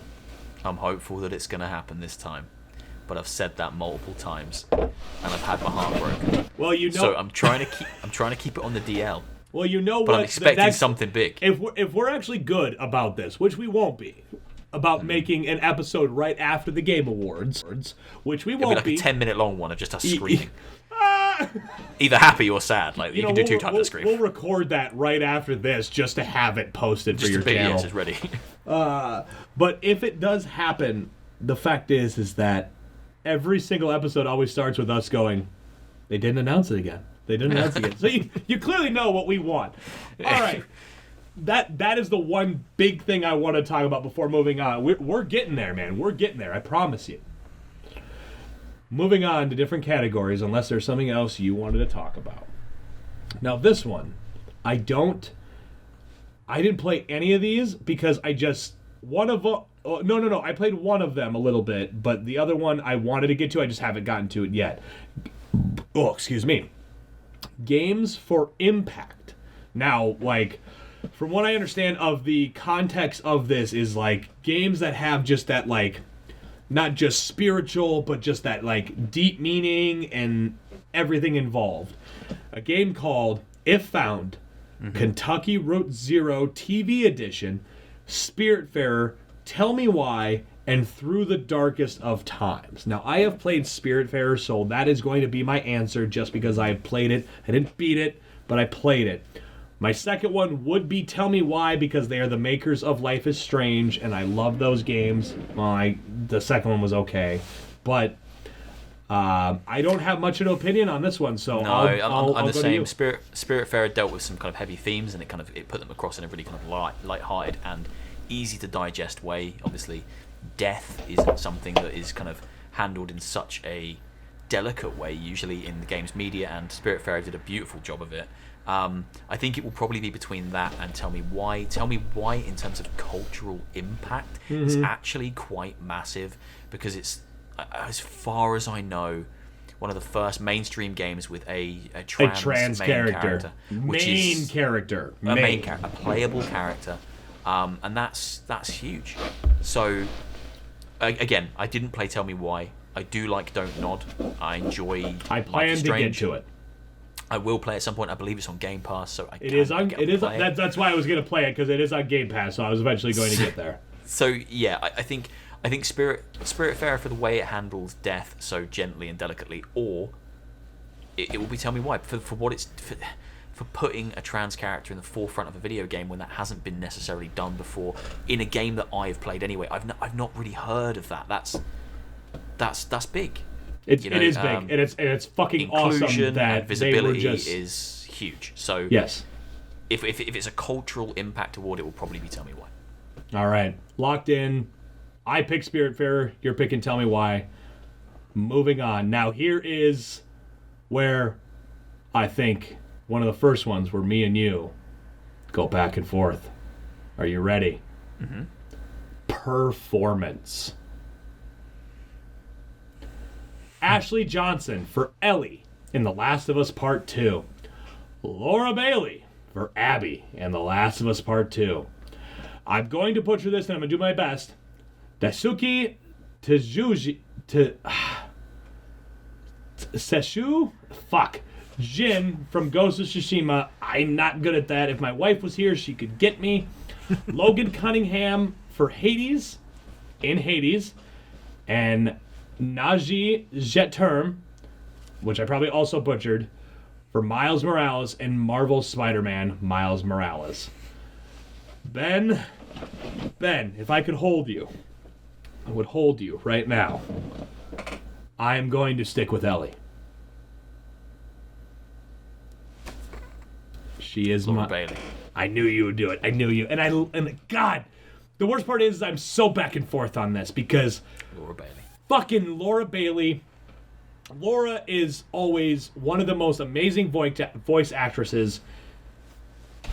And I mean, this is just performance. This isn't like actresses, but Laura Bailey is one of the best actors out there when it comes to voice acting and all of that. She's incredible. And Abby, maybe I'm still, from June, holding on. Maybe you're still bitter. You're still holding on. I'm still a little there. That's why she gets my vote. Go listen to the first episode of When Beards Collide. But I will still stand by that as amazing as Laura Bailey. This is why it's so tough to actually pick one. Mm-hmm. But Ashley as the older Ellie, and the portrayal, and this is on both sides as well. This is not just Ashley Johnson as Ellie. This is also Abby. But for what you got to see of what Ashley as Ellie got to go through, going from the pun-induced kid that went through some shit in the first one to a complete opposite character fueled by hate and rage and just... There was one thing on her mind that it never faltered. It never faltered of what she was portraying through the entire game. That is why I'm picking Ellie. But I will not change my mind about what Abby... It's the exact same thing on the Abby side. It is and it isn't.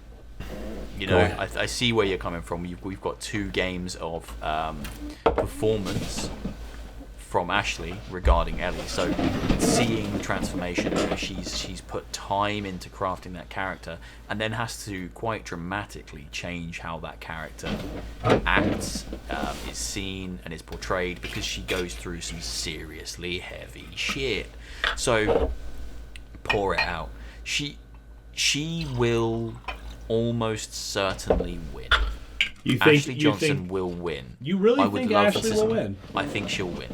I would love to see Laura Bailey win because the performance was stunning. She made me hate her, and then she made me love her. She did. In the space of one game. She won me over to someone who killed someone that I thought I loved as a character, and made me question a character that I thought I loved as a character. I won't rattle on about this because I could talk about it last week. It's going to open up a whole last week's conversation. Well, because I was just going to bring up really quick, just as you're going off. You know what we should do? 1 year after release date of Last of Us Part 2, just because of the conversation and with like the type of channel that I have and how we started this, we should both play through it again and have another conversation. Have another conversation. Yeah. A year after. This is, and remember, this is before Turok Day, because that's July. It's coming. Yeah. The Go ahead. I think Ashley will win. I'd love to see Laura win. She gave an incredible performance, and she went through. Not that this should factor in because it shouldn't happen. It shouldn't exist. But she went through some serious shit. Yeah. For her portrayal, she forced people to feel that angry about a fictional character.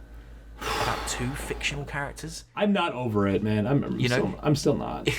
I'm if not your okay. acting talent is to that level where you can make a whole group of people send you death threats because you brought a fictional character to life, See, you've done an amazing job. And they did the same thing with, because you're talking Ashley, right? Yeah. Because they did the same thing about Laura. Oh yeah, sorry, I was talking Laura. I was talking about Abby. That's why I wanted to confirm. Because the funny thing is Ben, I'm on the same boat with you, where I actually think Laura's gonna win, where it should be Ashley. So I'm flipped. So we're the opposite. We're I right would there. like Laura to win, but I think Ashley will win. And the funny thing is that, and not that this isn't how it works. It's a competition. It's an award. They should both get it. Without these two, you don't get this game the way it was meant to be. And I also want to make a point to the viewers. If you're still here, an hour and 30 minutes in, No one's here now. It's just no us. one's here now. Actually, you know Lee's still here. Hey man, Lee's still there. Hey, Lee. he's still there. I don't want to put past. I'm just gonna say the gentleman who played Jin, because you did such an incredible job. I fell in love with your character. I want more because of how you portrayed him. I can't speak to you, Logan, because of Hades. And Najee, you are a very good Miles, but My wife loved it. She said it was absolutely stunning. Again, I'm not. But for Miles, I will stand by the fact that I haven't beaten the game. I don't like the way that they're trying to make this Miles Morales be like the Spider-Verse Miles Morales. Yes. That is my only thing. He is awesome, but it seemed like they took what worked so well with the very child version of Miles and put it into the 18, 19-year-old Miles. It still is good. It's just that's the only thing I don't like about it. It's kind of the similar thing that I have with them changing the face of Peter Parker, where I thought Peter was supposed to be like a 27, 28-year-old veteran of Spider-Man. I think he looks better now, but it took me a while to get used to it. But even so, then they came out and they're like, yeah, he's 23. And I went, what the fuck you mean he's 23? He's supposed to be my age. Fuck off. No, he's young. But even Whole life's ahead of so, him. it doesn't matter to me who wins, Ashley or Laura. I think they both deserve it. Let's be honest, when it comes to a Naughty Dog performance in a video game, they will always take the performance cake. I am sad that Troy doesn't at least get a nom here, as little as he is in the game. Spoiler warning. He's so little, yeah. But the moments that he is in that game are, I think, Troy's hands down best. He's great, but it's not Joel's game. It's not Joel's game. You are correct. You are correct. I think Ashley will win it. I'd love to see Laura win it. All right. I think Ashley will win it. We are on the opposite sides here. You think Ashley will win it. You want Laura. I think Laura will win it. I want Ashley. I love this. This is why we're in the end game here. We're in the end game now. I didn't mean it that way, but all right, we're gonna move on because we're getting there, guys. I promise. The next one, and this one is going to be, this one's going to be fun, I think. Audio design. Ben, you, God damn you. You play most of your games with headphones, I'm assuming, right? Oh, yeah. I do too. Nowadays I do. The only one I didn't on this list was actually Last of Us Part 2, but that's because I played it with my wife. But I do have a Dolby Atmos soundbar system in my house, so that helps. Nominees are Doom Eternal, Half Life Alyx, Ghost of Tsushima, Resident Evil 3, and Last of Us Part 2. This is difficult for they've all got me. incredible Now, this is sound not design. score and music. This is audio design. Audio. Now, I'm going to come out... Oh, fuck. I'm actually split between... I got all of these. Even though I didn't play Doom Eternal or Half-Life Alyx, I know what they've done. I'm split between 3 of them. Tsushima, Resident Evil 3, and Last of Us. And I am leaning towards Resident Evil 3. Because... Now, Resident Evil 3 did not have the same horror element that Resident Evil 2 Remake has. You know, because they definitely had more of an action-oriented thing. Yeah, for sure. But the sound design is just as good, if not better, this year.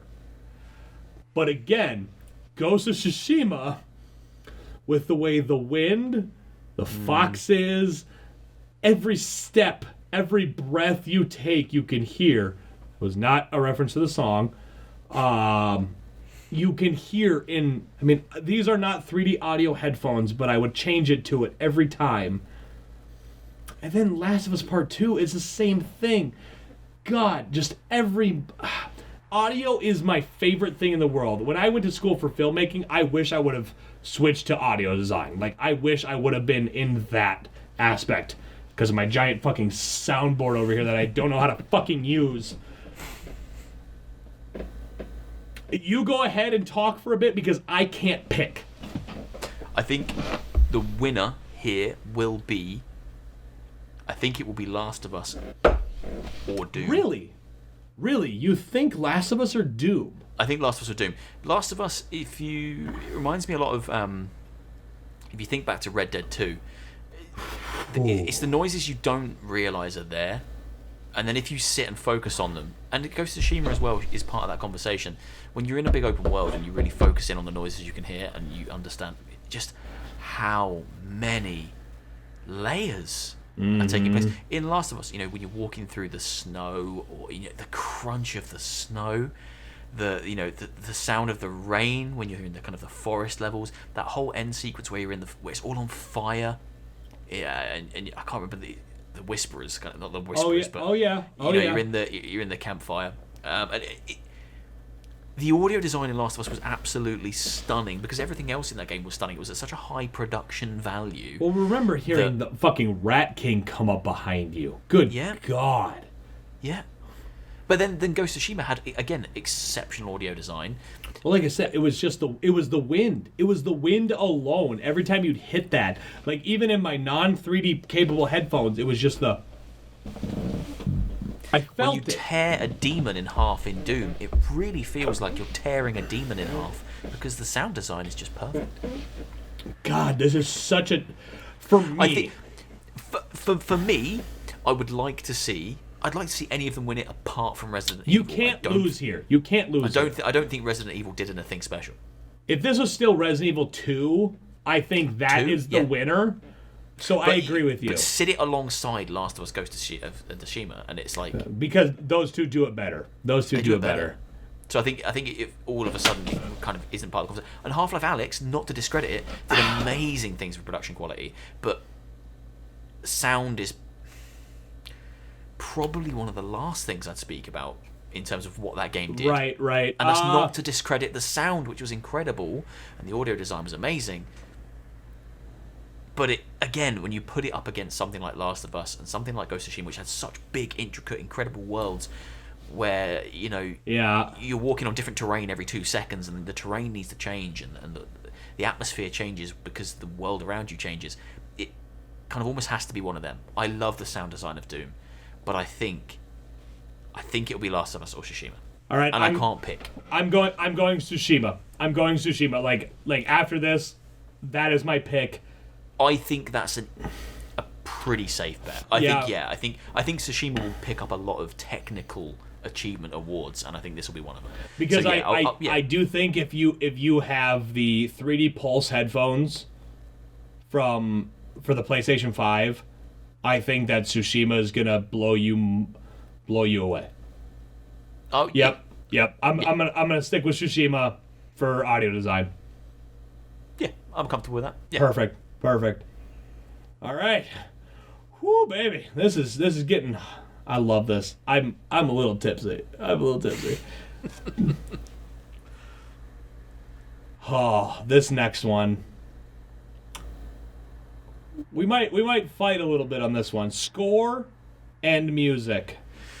I'm gonna fight you on this one because the fact is that there's one game on here that you've never heard it on.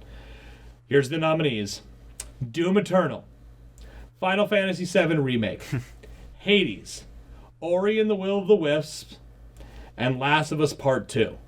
Do you want to start, or do you want me to start? I'll weigh in with my 2 cents. I love the score for Doom. I think it's perfect. The soundtrack for Doom is absolutely perfect. Whether it's Doom 2016 or Doom Eternal, it's one of the reasons you feel like the Doom Slayer.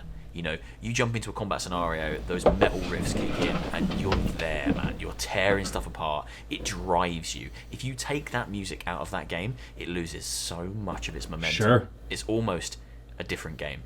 It slows down. You don't feel the need or the urgency to move quickly. It changes the pace of the game. It's what music fucking does, It's so fucking integral to that game. Yeah. So, for me, it would be between Doom and then The Last of Us. And as this is going to go on, of course. Because we're getting to that point now where all these kind of... The reasons why I love Last of Us so much are starting to come to the surface. And if I sit back right now... And there's a couple of games I can do this with. If I sit back right now and I think about... there's a few games I can literally in my head hear scores from. It's not all games, but I can hear scores from certain games if I want to because they're so memorable. I can hear the gentle plucking of the Last of Us guitar at any one time if I need, like the kind of, that... that has a fucking deep-rooted... If there's something that's the most played on my fucking... I don't do Spotify, but the most played on my list this year, it's the Last of Us theme. It's a beautiful piece of music, and it can bring all the feelings of playing that game back just from listening to that piece of music. Also, and that's what a good piece of music can do. Also, Future Days by Pearl Jam, because... There's great stuff. There's great stuff in there, but that original piece of music is just... I love it. It gives me chills, and it's very similar to... again, I'll reference it, which was probably my game of the year. I can't remember if it came out last year or the year before, but Red Dead 2. There were pieces of music in that game. Yes, I agree. Pieces of music in that game that I still think about now, and we still play in Discord. We play a couple of kind of cowboy games on Steam, and we'll play them because they're so iconic, and they remind me of moments in the game. And I think The Last of Us has a lot of that. I think original score, it should be Last of Us or Doom. Now, Last of Us, the original Last of Us is probably one of my favorite, next to God of War, scores of all time. Now, I have listened to movie and game scores my entire life. Honestly, if you were ever to look at like my Apple Music or whatever, you're going to see more orchestrated music than any other type of music. It's what I listen to. Every single vinyl record that I have for my $300 record player that I have upstairs is from a video game or a movie.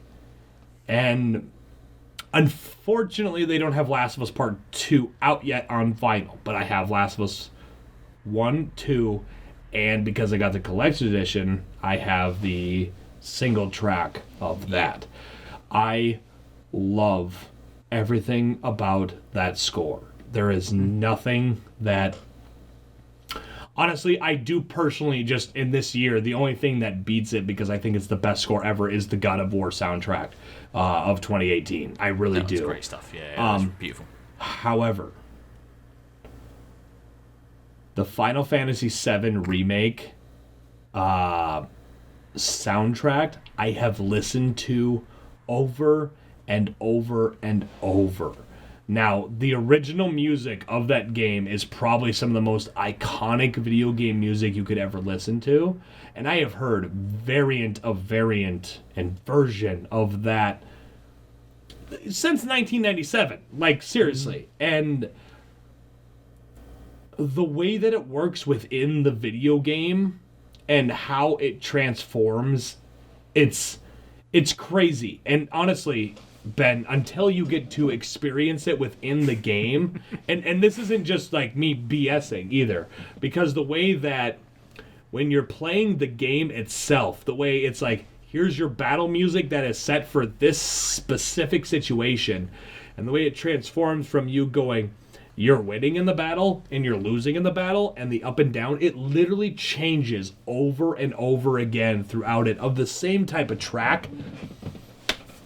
Final Fantasy VII Remake, personally, should win this hands down from the way that it works. As long as you can make peace with the fact that it won't, that's fine. I think it'll be Last of Us or Doom. I would bet my bottom dollar, and I don't even have a dollar. For popularity, I do think that Last of Us will win. Yeah. But that's part of the reason I wanted to make that point to begin with. Because, like I said, if you do end up eventually playing it, I mean, I'll send you my fucking copy. It'll take weeks, but I'll send it to you.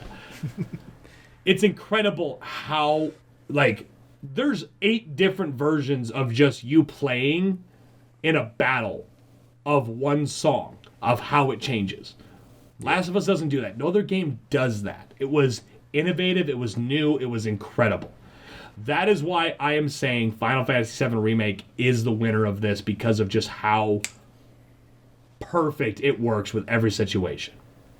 But I do agree that I think that Last of Us Part 2 will win. If you think about the way, again, public vote, the first thing most people think about when they think about Doom Eternal is the music. Oh, yeah, but at the same time, keep in mind, the also controversy that was behind the Doom Eternal soundtrack. Yes. Just wanted to say that. But if you are just a Joe Public, Mr. I Enjoy Games, I've logged onto the Game Awards site to place my votes. If you see best music, boom, or best score, it's so easy to just all of a sudden go, Doom's got great music, click. Yeah.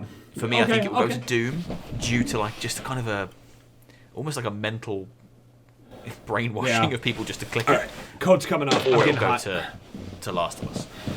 I think we're at that point where we're getting hot and heavy. We gotta take the coat off. We gotta roll up the sleeves, because now we're getting into it. We're an hour 45 in. We're getting into it. Hey Ben, let's be honest. I've done probably three Game Awards podcasts in the past with Rhinovision. That's how it goes, dude. Ain't no one watching this shit. Ain't no one watching this shit. But you know what? Fucking no one watching this shit. We're having a great conversation. Are you locked in with Doom Eternal or Last of Us?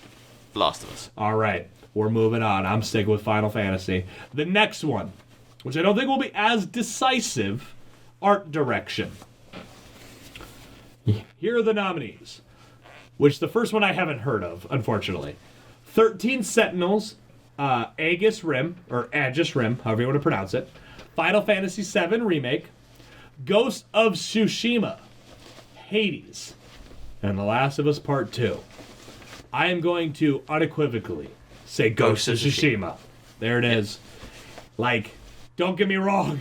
Obviously, Final Fantasy, amazing art design. Yep. Last of Us Part 2. Oh, baby. Hades. Ghost of Tsushima. Shit. And even Ori, Will of the Wisps, which I have yet to play, which I still want to because it's on Game Pass. Beautiful game. Beautiful. But Ghost of Tsushima, if there is one award that this fucking game wins. Yeah, it needs this one. It's this one. Hands down. You haven't seen art direction until you're riding a horse down a hill, and there's like rose petals kind of blowing across the screen, and there's like a gold bird flies across, and the draw distance just seems to go on forever, and you can see the. This game that game was consistently blew my mind. It was just art. Gorgeous. This game was art. Just moving art. Yeah. Hands down. Like if it doesn't win, I would be baffled. And the only ones that I personally think would beat it would be probably 7 Remake, just because of the way that they interpreted the original game into modern day. That's the only reason that I would think that would win. Yeah, I think there's going to be a very interesting thing this year, whereby you're going to have 2 huge groups dictating almost the entire Game Awards.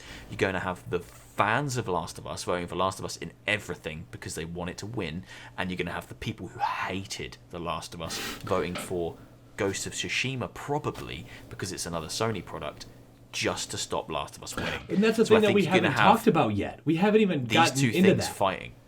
Yeah. They're going to fight on almost any category where they're both up is going to be tight because they're 2 huge groups. Oh, yeah. A huge amount of people hate that game, and a huge amount of people love that game. I love that game, but there's a huge amount of people that hate it. So I think you're going to have a lot of collision on that, and I think some awards that maybe Last of Us could pick up might be driven to Ghost of Tsushima. I agree, because some that Ghost of Tsushima should win might be pushed to Last of Us. It depends how it plays out. It depends how many people get up and vote. I'm with you, man, because that's a big thing that we haven't talked about, was that controversy behind Last of Us Part 2 that is there. Because remember, the Game Awards are not critic based. People. The fact is that every single person who hated it, I mean, I voted. I did. The moment it went up, I was... And to be honest, I can't remember if the ones I'm picking, I probably didn't vote for. But yeah, Tsushima in art direction, I think. 100%. Categorically. If it doesn't, I will still stand by. I think that 7 Remake is the one that takes it. Just because of what they were able to do. All right, we only have 4 more. We're almost there, dude. We're almost there, okay? And for anyone who is still with us, thank you. Because you got to know that if you do Game of the Year, this is going to be a long conversation. And me and Ben haven't been here for 2 months. So let me and him talk. Fuck you. Yeah, fuck you. We'll probably just let this keep recording after we talk about everything. How do you say thank you to someone in one sentence and in the next sentence say fuck you? To all those that are still here, it's an American thing. Fuck you. It's an American thing. You know, with everything going on with our politics and everything, you understand. Oh, you guys are a mess right now. Fuck. I'm gonna keep drinking. All right. All right. So in my list, okay, I'm just gonna let you know. I'm going to flip these categories just real quick. Just because there's one that I think these are both going to be decent conversations. There's most anticipated game and narrative. I'm going to switch us to most anticipated game first, because narrative, game direction, and game of the year are the last 3. Okay? Okay. So, here are the nominees for most anticipated game, and this is going to be fun. Elder Ring, From Software, Bandai Namco. Halo Infinite, 343, Xbox Game Studios. Horizon Forbidden West, Guerrilla Games. God of War sequel, Santa Monica Studios. Resident Evil Village, or Legend of Zelda, Breath of the Wild sequel. How the fuck do you pick between those? This is another category. You don't lose in this category. No, you don't. But do you you know what? I'm gonna go. I gotta say it. It's God of War for me. It's easily God of War for me. That 2018 God of War changed everything about gaming for me. And I say that because I did not like any of the originals. I've tried 5-6 times to like those games, and that game is so fucking good. And this is even coming from the guy who one day will have a Triforce right here on my hand. As much as I'm looking forward to that Breath of the Wild sequel, I'm still thinking 2 years, dude. God of War sequel, Ragnarok. Oh my fucking god, the fact that they announced that. they announced the God of War sequel before they announced Final Fantasy Remake Part 2. That's true. Think about that for a second, which I do actually personally think will be announced at the Game Awards. That's a silent hope for me. But even so, that being announced already for a 2021 release on the PlayStation 5. Fuck! Sorry. I'm drunk. Yeah. I'm swearing. This is what it is. Shit! I can't pick one. I want all of these games. I think if you look at it from a kind of objective point of view, Halo has backed itself out of the conversation. Yeah. For me, because Halo got me all hyped, and then I've lost some faith in that production. However, let them do what they need to do and make it perfect. Let them do what they need to do. But at its current state, I struggle to get excited for it. We had that conversation. The lead on creative an designer, yes. the lead of the project has left. That's right. It's been delayed. Jesus. There's no release date for it. How do I get excited for that now? Yeah. How do I? Resident Evil Village is very real. It's very soon, and as a big Resident Evil fan, I'm excited because it's very, very soon, and that feels like that's a little bit more tangible. Elden Ring, fuck me. I've been dying for a new From Software game. So yeah, I anticipate it, but when's it coming out? It's probably the only one in this list that, because I don't play From Software games, I'm not, like... I'm excited for people to play it, but... Yeah. For me, this one's a strange one, most anticipated game, because I can only really get hugely excited about the things when I know when they're landing, because that helps me to get excited for them. Sure. So for everything on this list, it's Village for me, because I know when it's coming out. Okay. God of War, we've seen what the industry's like, especially in a post-COVID time. Yep.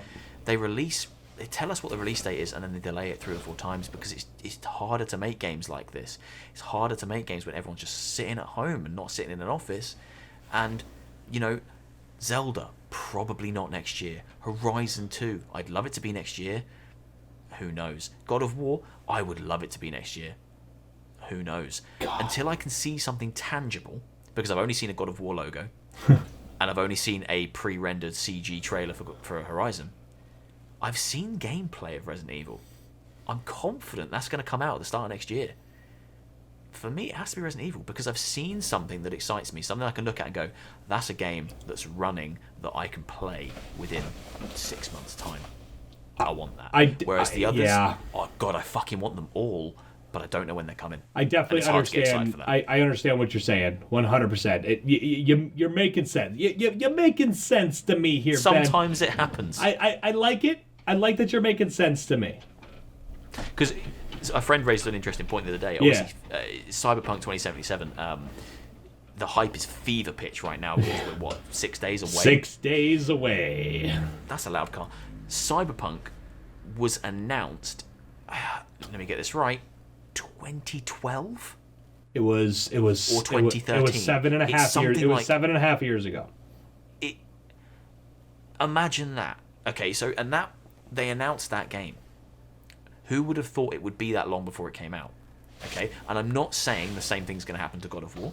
I'm not saying the same thing's going to happen to Horizon or Halo, but it happens in this industry. It does. So far, we've only had a logo for God of War. We had more for Cyberpunk when they announced that. Yeah, and what we have to think about real quick is the idea that everybody in the industry is talking about 2020 was fortunate for the gaming industry. We haven't seen what the implications of COVID are for 2021. We haven't. No. That's the thing. All these like the fact that even these games were in development already. Even at the PlayStation announcement, them saying God of War will be 2021. Any of these games, every single one of them, and I will exclude Village out of this just because of the fact that game seems they're ready. Every one of these games being a 2021 game, if it actually happened, then we are about to have another 2018 best years of video games. But if they all release this year, but we're not. It's absolutely insane. There's no chance it's impossible out this year because with the work from home stuff, like they got it under wraps now. They know how they're doing it now and everything's working, but the fact is that it's still work from home. So we have to be patient. I predict Halo Infinite comes out. I predict God of War sequel comes out. I predict Elder Ring. Horizon is end of 2021. I say God of War sequel and Legend of Zelda are both 2022. I think Breath of the Wild will be November next year. Fuck. Oh. I think Halo will be Easter. It'll be April. March or April. That seems, yeah. I think God of War or Horizon will come out next year. I think next year for PlayStation. It's only going to be one of them. Because they've already got Ratchet and Clank coming out next year. Right. As far as the big games, I think they'll have 2 kind of landmark titles, maybe 3. They might get Gran Turismo out next year as well, or at least that is scheduled for release. Yeah. So, I think one of them will come out. I think Elden Ring will be March 2022. I think it'll be the start of the following year. I don't think it'll be next year. Really? Okay. And obviously, Resident Evil I think will be February time. I think it's already slated for February time. They've done that every year now, so it's been working out. It's been working out really well for them on the Resident Evil release. And then So for me, I have to say Resi only because I know when it's coming. Everything else is such an uncertainty, and I don't want to sit in anticipation for too long. That's fair. I'm still going to stick with God of War because if by chance we get God of War in 2021, if that actually happens, amazing. Fuck me. Like I will. Whew, I'll lose my mind. What a year! There's the potential to have an amazing year is there. It's just we've been trained as gamers to be apprehensive of that because we know delays happen and it's a normal thing. Yeah. But the chance is that we're going to have an amazing year for games. All right, Ben. We're going to move on. I'm sticking with God of War. You got Resident Evil. We are at the 2-hour mark, people. The longest podcast we've ever had. We got 3 categories left, dude. I'm sorry, man. And we still haven't brought Molly in for Game of the Year because you got to bring her in for Game of the Year. Smash through these. Oh, Let's do this. The fact is, Ben, is that I think I could. I don't think you could smash through these, buddy. I bet I can. Narrative. Last of Us. Here are the nominees. We've been doing it the whole time, so I got to keep going. 13 Sentinels, Aegis Rim, Final Fantasy VII Remake, Ghost of Tsushima, Hades, and Last of Us Part 2. Are you going to stick with Last of Us Part 2 as the best narrative? Last of Us. I have to stick with Last of Us. No game has made me feel those emotions. And I'm not just talking this year. I'm talking ever. I'm going to agree with you. I felt defeated. I felt worn down. I felt elated at points, but then they'd pull that rug from under me and chuck me back down to depressed. I've never been forced to feel that way in a video game. I've had those experiences with movies. I've had those experiences with TV. But this is the first time for me where a piece of video game media reached that same level. You're not wrong. You're not wrong. Interactive storytelling, and fuck me, it gave us something to talk about. Whether you love it or hate it, we spoke about it for a long time. We did. We're still talking about it. That was the whole idea. The sign of a good piece of art is it gets people talking and people debate it and people say, I hated it because of this, or I loved it because of this. It's not one-dimensional. It's so three-dimensional. That you can come at it from all kinds of angles. I think something's gone wrong in the world if Last of Us doesn't pick up the narrative award. I think it will. Pretty securely. And out of all of these, I'm going to agree with you, for sure. Like, they set out to make a shocking game. They did, and they fucking when I was listening to the Kind of Funny Games cast about the Game of the Year, and when they got to the narrative, they also I'm pretty sure they picked Last of Us as well. But the big thing that they said was that the conversation of Last of Us kind of ended after July, and I don't think that's the case. This conversation is still going on. People are still talking about it. And after next week, they're going to be continually talking about it, whether it's good or bad. This is the point of this production. And as much as the narrative of Final Fantasy VII, a little different. It's the same that I saw in 1997. Ghost of Tsushima, it's an incredible game. The narrative is not as strong as Last of Us Part 2. And it often isn't in open world games because they need to keep you going with kind of like little side quests. And they do a great job with their side quests. Yeah. With as well as they may be written. Probably the best of side quests. They do, for me, in every open world game, feel tonally inconsistent. Yes. So in Assassin's Creed, I can walk up to someone, pick up a side quest, and it's like really dark, and it's about, you know, some kind of, the husband's died, and it's really somber. And then I walk 2 feet, and I get another side quest, and it's like the most hilarious, ridiculous thing. And the tonal shifts are so strange in that game, and your character reacts to them in that way as well. So you've got Eivor kind of like ha ha ha da, da, and then she goes into something super depressing, and then 2 seconds later she's like ha ha ha, and that ruins the narrative because I get what you're meaning, and that's a whole nother conversation. We could do your character doesn't change. We could based do on one on open. We'll probably do one just on open world in general, but I know what you're saying. I think that's what takes away from Tsushima, is that it had an amazing story, but because of the format of the game, there's moments that kind of pull you out of it, and you don't get to see Jin change as a character or react to those moments in ways that impact him in a big way. But with Last of Us, every action has a reaction, every reaction changes the characters, and there's a clear through narrative, and by the time you get to the end, you're fucking tired. Yeah, no, and that's the intention. I'm with you. So yeah, narrative, if it's not Last of Us, I'd be shocked. I'd be shocked. Yeah, I'd be shocked. You know, God, I might skip Fall Holiday and go plug in Last of Us now that we're talking about it. I seriously I haven't tried it on the PS5 yet. Yeah. I don't think it really actually does anything. I think they're probably planning on doing it. I think you get the 60 frames on PS5. I think that's about it. That'd be nice. Yeah. All right. I know God of War gets 60. Yeah, I've heard that. All right. We got 2 more, dude. 2 more. Game direction. Final Fantasy VII Remake. Ghost of Tsushima. Hades. Hold on. Let me go back real quick, because game direction, I want to make sure everybody knows. Final Fantasy VII Remake, Square Enix. Ghost of Tsushima, Sucker Punch. Hades, Super Giant Games, Half Life Alyx, Valve, and The Last of Us Part 2, Naughty Dog.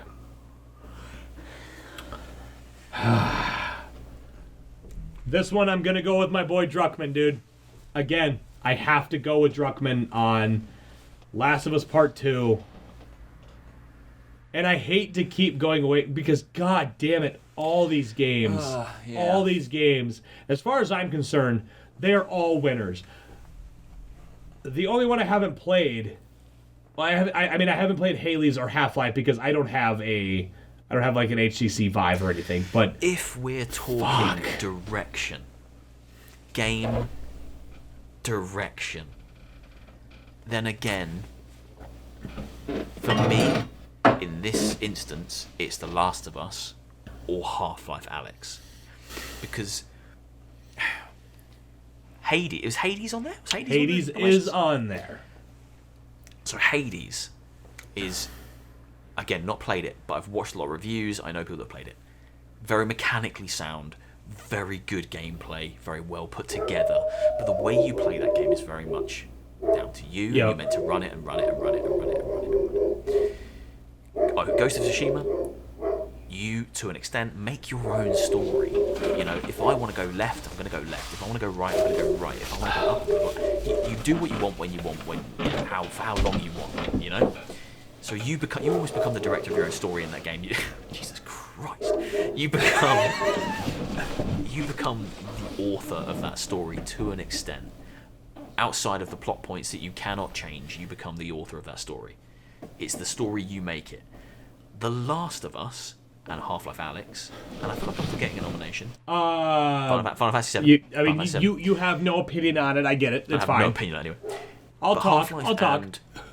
Half-Life and Last of Us are meticulously crafted in such a way that you go on that journey, that very specific journey.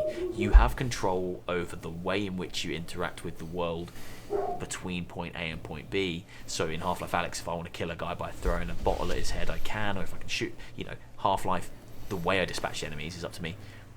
But the point A's and the point B's, they're set in stone, and they're done that way, they're crafted in that way by, game directors, people that put this stuff together, they create a very solid and unmovable story. Whereas Ghost of Tsushima is so fluid. Hades is quite fluid. I don't know about Final Fantasy. For me, without the people that put these games together, Half Life Alyx and The Last of Us, they wouldn't work as a different genre. Like I think it has to be Last of Us here in this instance because it's so meticulously crafted. The story is. I was one of the people that was a huge advocate for the pacing of that game. I loved the pacing of that game. It drummed me up and got me excited for 10 hours, and then it grabbed me by the scruff of my neck and sat me down and went, now you slow down because now you're back at the start. Right. Calm down. And I was like, wow, okay. And then I go on that journey again. It was like 2 games. I got 2 games in that game. I played a game to completion, and then I went again. That's genius. That's genius directing. Whether it's a movie or whether it's a game, that's fantastic. I don't know, man. I think it has to be Half-Life or Last of Us for me, and again I lean towards Last of Us. Yep. So the only reason that I lean a little bit more towards Final Fantasy to The Last of Us is just because of what they were able to accomplish, to be able to give the direction towards the new voice actors and everything about it to what was the original game. Now, this is probably 1/10 of what that full game is going to be, okay? But with having played the original, and the original several times, every single spin-off game, watching Advent Children, Final Fantasy VII has been a part of my life for 15, 16, 17 years. You know, a long fucking time. And they did such a good job of making sure that when you played this, that you understood whether or not you were a new player or an old-time fan, that you understood what was going on. There's some things that, just like the original game, you kind of go, the fuck is happening? But that was the idea of the narrative to begin with, because there's answers later down the road. But Last of Us Part 2, fuck. It's just... I'm not going to sit here and just say that Last of Us Part 2 is the greatest video game that has ever played, which I would have said about the very first Last of Us. I have played the first Last of Us probably more times than almost any game, probably besides Kingdom Hearts or Final Fantasy VII, honestly. Because of just how good that one is. Now, I've only played Last of Us Part 2 one time so far in the first year, which I plan on playing it again. But like I said, I'm waiting. Yeah. But I think about it more than any other form of media. I think about every implication of that story, of the gameplay. I still think to this day, what could be if I didn't just fucking headshot every single person and just stealth through it. Like, I tried watching Jacksepticeye play Last of Us Part 2 just because I wanted to see how his reactions would be. And I can't do it because I need to play it for myself again. I want to lean towards, for myself, game direction of Final Fantasy because of how much love I have for that franchise.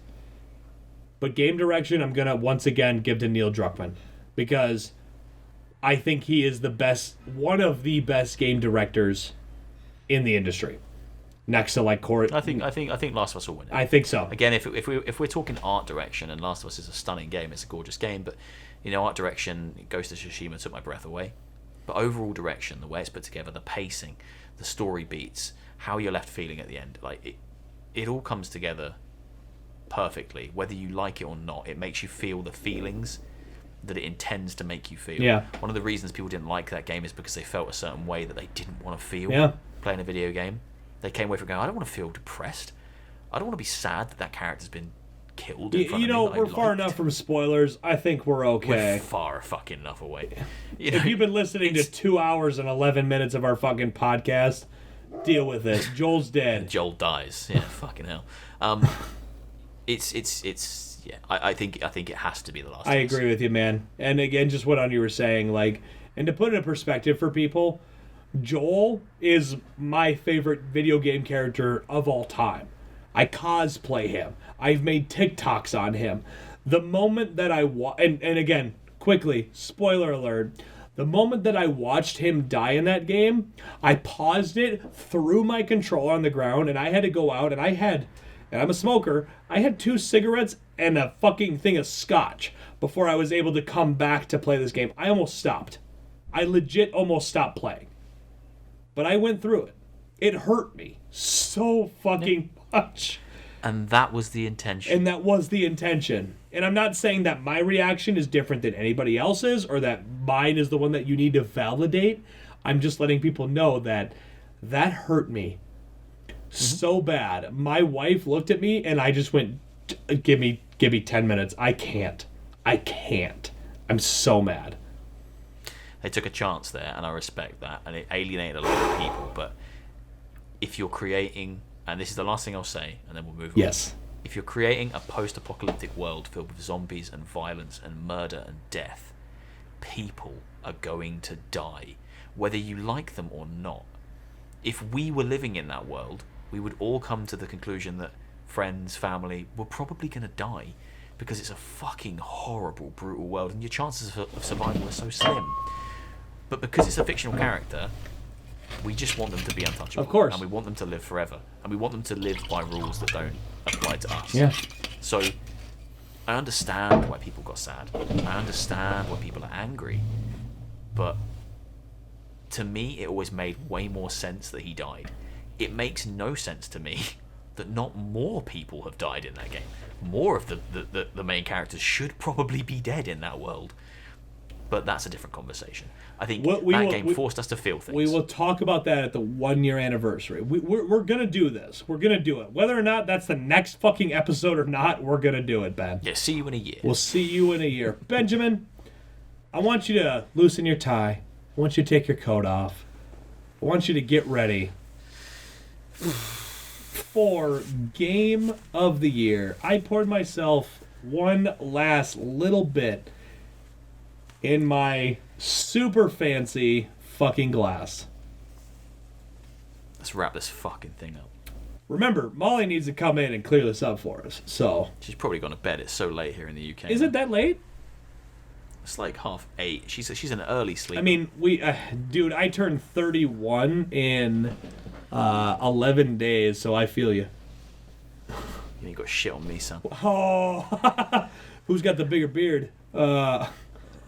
All right. Hey, I shaved mine and I've still kind of caught you up. You did. You did great. You did great.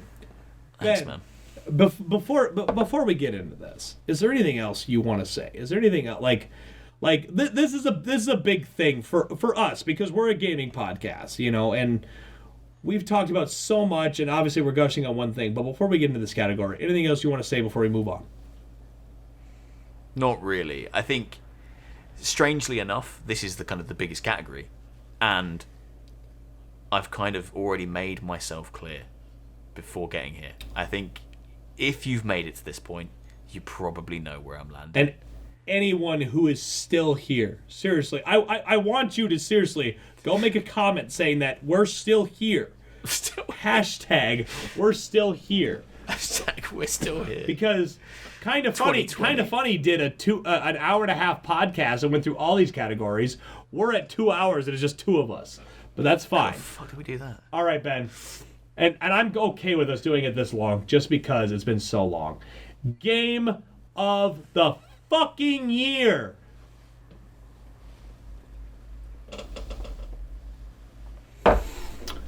Animal Crossing New Horizons from Nintendo. Doom Eternal. id Software. Final Fantasy VII Remake, Square Enix. Ghost of Tsushima, Sucker Punch. Hades, Supergiant Games. And The Last of Us Part 2, Naughty Dog. Benjamin, please, I'm going to close up my iPad. Close that fucker up. You don't need anything. I will be happy if The Last of Us or Animal Crossing wins it. Animal Crossing. Oh, you threw me! You threw me! I know, you thought I was going to say Ghost of Tsushima. Animal Crossing will not win Game of the Year. No way. But no way. Fair fucking play to have been part of that conversation. Absolutely. It deserves to be part of the conversation. I already touched upon it about 2 hours ago when we started this bloody thing, where I said that, you know, people who don't play games played that game. People who needed comfort in a hard time played that game. That game is the reason games exist. Yeah. You know, in the first place, for escapism, for fun, to kind of break away from all the shit that's kind of been so hard this year and has weighed down so many people. Animal Crossing deserves to be in the Game of the Year conversation, and it's incredible that it's there. But as a gaming community, on the whole, people aren't ready for that. People aren't ready to say, yeah, it's the best game this year, because what games are to people has changed. Yeah. Games, you know, when I was little, games were like Animal Crossing. They were all cuddly and friendly and happy and blah blah blah. But now, what gamers in general expect from a game, what they want now is the best graphics, the best story, the best. And on face value, Animal Crossing is a kid's game, so it won't win it, which is a shame, because it's done incredible things for the gaming community at large this year. It deserves every moment of being on this fucking category. It does. Because it could really does. win. It should win for what it has done. Yeah. But in this instance, I can't in all good faith give it to anything other than The Last of Us for myself, because, and I won't rattle on, because I've already said it, because of the way that game made me feel. That game made me feel things that no game has ever made me feel. That game left me depressed. That game left me broken. And if you can do that with a piece of media where their characters portraying things, and that's the point. That's the entire point of any piece of art, is that a character can pretend to be something and make you feel a certain way. And it achieved that, you know, more than any game I've ever known. Yeah. I'd love, you know, it would be great to see something like Ghost of Tsushima, but for me, controversially, and this is quite controversial, I can't remember the last open world game, really, that did it for me. They feel a bit drawn out for me personally. Someone needs to reinvent the wheel on open world games, and Ghost of Tsushima for me didn't. It did what all the other open world games do, better. It refined it. It was the best version of an open world game I've played, but it was still an open world game. I was still going around unfogging a map, collecting silly little shiny things. I mean, I think we have a conversation for the next episode of this, Ben. Like that is a great point of what could possibly change in open world games, because they need to change. Because if you lay them all side by side, if we laid out 4 TVs in a row, let's say, and I played The Witcher and Ghost of Tsushima and Assassin's Creed Valhalla and then Watch Dogs Legion or whatever, you sat back and looked at them, other than their settings, other than where they're set, you're doing almost the same things in all these games. You're running to a place, you're unfogging a piece of the map, you're going to get a collectible, then you're doing a side quest, then you might do a main quest, and you could say that about a lot of video games in general. They are built on the same foundations, they do the same things, but they're not breaking the wheel, they're not reinventing. The Last of Us came along, and it could have played it safe, and it could have given us another game, but it fucking didn't. And it did the exact opposite. Yeah, and the exact opposite. Maybe to its own detriment, it did that, because that was the right choice for the characters, that was the right choice for the story. They didn't care, they didn't pander to fans. They said, this is what happens in this world, these are the next steps. Whether you like it or not, this is what's happening. And that's fucking bold. And that's why it should win. So fucking bold. God, this is why we had a 2-hour fucking podcast on it when the first episode we did. You're not wrong, Ben. It's so incredible. There's so many games in this category that are just great games. Honestly, every single one of them is deserving of it. And we know that the Game Awards, yes, this is kind of like the Oscars of gaming, you know, but Final Fantasy VII has already won awards. Ghost of Tsushima has already won awards. Everybody does. I'm already slurring. It's fine. Don't fucking worry about it. Everything's just fine. Yeah, ain't fine. It's fine. We've gone It's so far fucking beyond fine at this point. It's a good thing I don't have to go anywhere for like 6 hours. But all right. I don't think I'm about to blow your mind. Nah. My game of the year is Final Fantasy. It honestly is. And it will be for a lot of people. And because it's deep rooted in your childhood. and that is the biggest thing, right? Like, God, we've already had the conversation of Last of Us. We've talked about it so much. And this is part of the reason that, Ben, just so I can talk to you, I really want you to play this game. I will literally guide you through it, dude. I really do think you'd like it. I do. You can mainline this game in like 35 hours, man. It's no Assassin's Creed fucking Valhalla. Hours. It's no Valhalla. But even so, the fact is that Final Fantasy VII, for the nostalgia that it builds on, as I've talked about multiple times in this, it's amazing how it doesn't fuck up. Like, that's the biggest thing. Like, a game like this has the potential to come in like, here's our Final Fantasy VII Remake, a game that is probably one of the biggest video games of all of existence in history. And they're like, we're going to remake it. And it's just going to print money, you know? Like, this is for Square Enix to print money.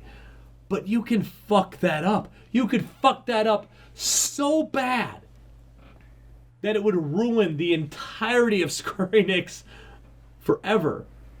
And you come out with a game that, as far as I'm concerned, does it almost too perfectly. For the fact that those people who sit there and go like, I'm not going to buy the game until I get parts 3, 4, 5, 6, and 28, and because they're going to split up, it's just a cash grab, and I go, I played a 40-hour fucking video game of the first 1/4 of the whole storyline of Final Fantasy VII, and I've never been more satisfied finishing a game than that. Where Last of Us had an emotional reaction, Final Fantasy VII just had a nostalgia reaction. And it wasn't just about how big of a fan I was. It was just about the fact that, like, this game's good. It's fun. The gameplay works. The characters are just as fun as they were in the original. The graphics look great. And it's simple. It's not crazy. And maybe I've had a little too much of this to go into it. But I think for a lot of people it will be theirs. For me, as someone who hasn't played it, I struggle to see it as a Game of the Year winner purely because of the way they've released it. Sure. Because, you know, back in 1997, you paid $50 and you got Final Fantasy VII. Yep. In 2020, you pay $50 and you get, albeit a very nice looking, 10% of Final Fantasy VII. Yep. Yeah. And that kind of, and fundamentally, the story's the same. And fundamentally, the characters are the same. Fundamentally, the story beats and the way they speak to each other. Obviously, it's been expanded, a bit like the Hobbit films, because it makes sense to make more because you make more money. That's a whole conversation there, pal. You know, so I see why they've done it. I understand, but for me, I think if they dropped a full-fledged, fully complete Final Fantasy VII remake, not part 1 of 30, I think it would be very much part of the conversation for a wider amount of people. It would I think be at this different. stage, Yeah. I think right now the die-hard fans that really, and I'm not discrediting it, the people I know, again, like yourself, who played it, that love the original, are blown away by how good it was and have played it multiple times. So the quality is high, but I think right now it's only really speaking to the real nostalgic people out there who love the original and enjoyed seeing it remade. But I think if they agree. dropped a fully fledged, like, this is the whole game, 5x7, $60, there you go, whole thing, looks new, great, innit? I think then it would be a real conversation of, okay, you've resurrected something that means a lot to a lot of people, but I think it's not finished. It could still falter for part 1 of maybe 30 to win Game of the Year, and then the rest of the parts be nowhere near as good. I agree. Yep. And that is why, and the reason I wanted to make this argument, and at least not argument, but because me and Ben will never argue. The fact is that my favorite game that I played this year was Final Fantasy VII Remake.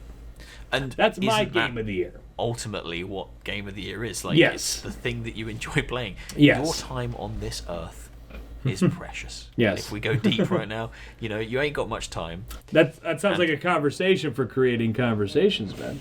It is. Your time here isn't infinite. The thing that you enjoyed doing the most this year, ultimately, if you want that to be your game of the year, surely it should be. It's the best time you've had this year with a video game. It's the best thing you played. And the best time I had was playing something that made me really fucking sad, and that was The Last of Us. But on the other hand, the best thing I played this year was a game where I ran around, picked weeds, shook trees, built my own silly little house. Right. So maybe it is Animal Crossing, It's so personal. But I think based on the awards show and the way it's created, I think The Last of Us will win. Yeah. No, I think it will. That's I think the thing. It deserves it. My favorite but game I this also year. Think, my favorite game this year was Final Fantasy VII. Yeah. What I think will win and still deserves to win is actually Last of Us Part 2. If any of those games won and they weren't necessarily my right choice, or the choice that I thought was, that's the one that I enjoyed the most, I could still look at it and go, yeah, I get it, because it brought someone joy. All of those games are stunning for different reasons. They all deserve to be. They all are people's best games this year. So again, we don't lose. Yeah. As long as we keep getting games of this quality, nobody loses. Nobody fucking loses. That's the thing about everything when it comes to video games. I don't care if you hate it, if you love it. It doesn't matter. Have fun. Video games are meant to be fun. Most of my closest friends play a lot of multiplayer games that I don't play anymore. And I play all the single-player games that they've tried and they're like, Death Stranding's one of my favorite games of all time. I just bought that for £20 on the PC. I can't wait to play it. Do you have an Amazon delivery driver? You got an ultra-wide monitor? I want one, but I've only got a little bit of space. It's supposed to be so good at ultra-wide. But even chuck it on the TV. That game's supposed to be so fucking good. It's also a game that I'm going to stand by that needs the DualSense compatibility, baby. Regardless, what I'm getting at in my drunken state is that video games are meant to be fun. It doesn't matter if you agree with us or not agree with us. You can put it in the comments. Well, listen, it doesn't matter. We're all here to talk. What's your favorite game? I love fucking video games. I love them so much. Yeah, they're pretty cool. All I want to fucking do is play video games. I can't wait to stop talking to Ben to go up and play Valhalla. I can't wait to go and have a piss. That also, the piss. The piss is a big thing. But that's just what I'm getting at. They're so great. We've been talking for 2 hours and 30 minutes. It's a record. Cut it off now. Cut it off quick. I love you guys. Ben, game of the year. I want FF7. It's going to be Last of Us. It's going to be Locked Last of Us. That's it. That's it. I agree. What else do we need to fucking say before we cut this off? I mean, you close it out, baby. I'm the opener. You're the closer. My only closing message is hashtag we still here. Are you still here, Lee? Hashtag Lee, for we fuck. still. Yeah. Hashtag we still here. That's all I want. I just want one. Lee, if you're still watching, Lee, for fuck's sake, hashtag dude. we still here. Turn it off, dude. For God's sakes. Fuck, go to bed, man. Jesus Go Christ. to bed. You're into the fucking UK, okay? It's late. I'm going to bed. It's been a pleasure, sir. Ben, it is always a pleasure to talk to you. You're one of my favorite people to talk to about video games. I love it. Thank you for dressing up. Thank you for everybody for joining us for this. We hope we are good enough to come back after the Game Awards to have a conversation about who won and all this and that. And seriously, what do you guys want us to talk about? Put it in the comments. Give us topics that we can talk about do for it. 1 hour. Yeah, for Just 1 hour. Because it's tough for us to do this. The fact that we did this for this long is difficult. I was going to put up Christmas decorations today. I'm going to go watch The Mandalorian and pass the fuck out. Fucking enjoy it, man. Yeah.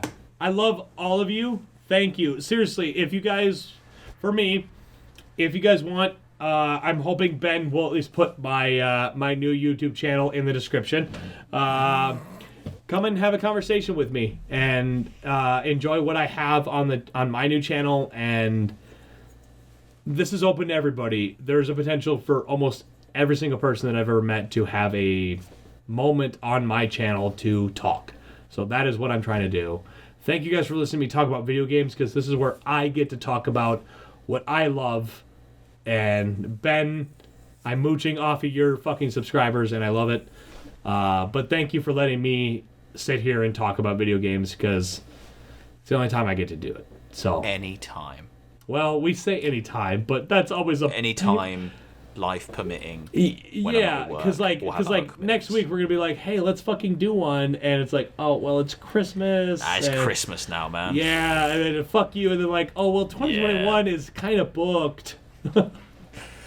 Anyway, I sincerely, hey Ben, happy fucking holidays to whatever you celebrate. Happy fucking holidays. Christmas. Myself, I celebrate Yule. I recently converted to Norse paganism, so I am very much into that. Very cool. Whatever you guys celebrate, seriously, happy holidays, and I love you all. And seriously, make some comments. Hashtag we still here. Hashtag we still here. Have a good night, Ben. Oh fuck, man.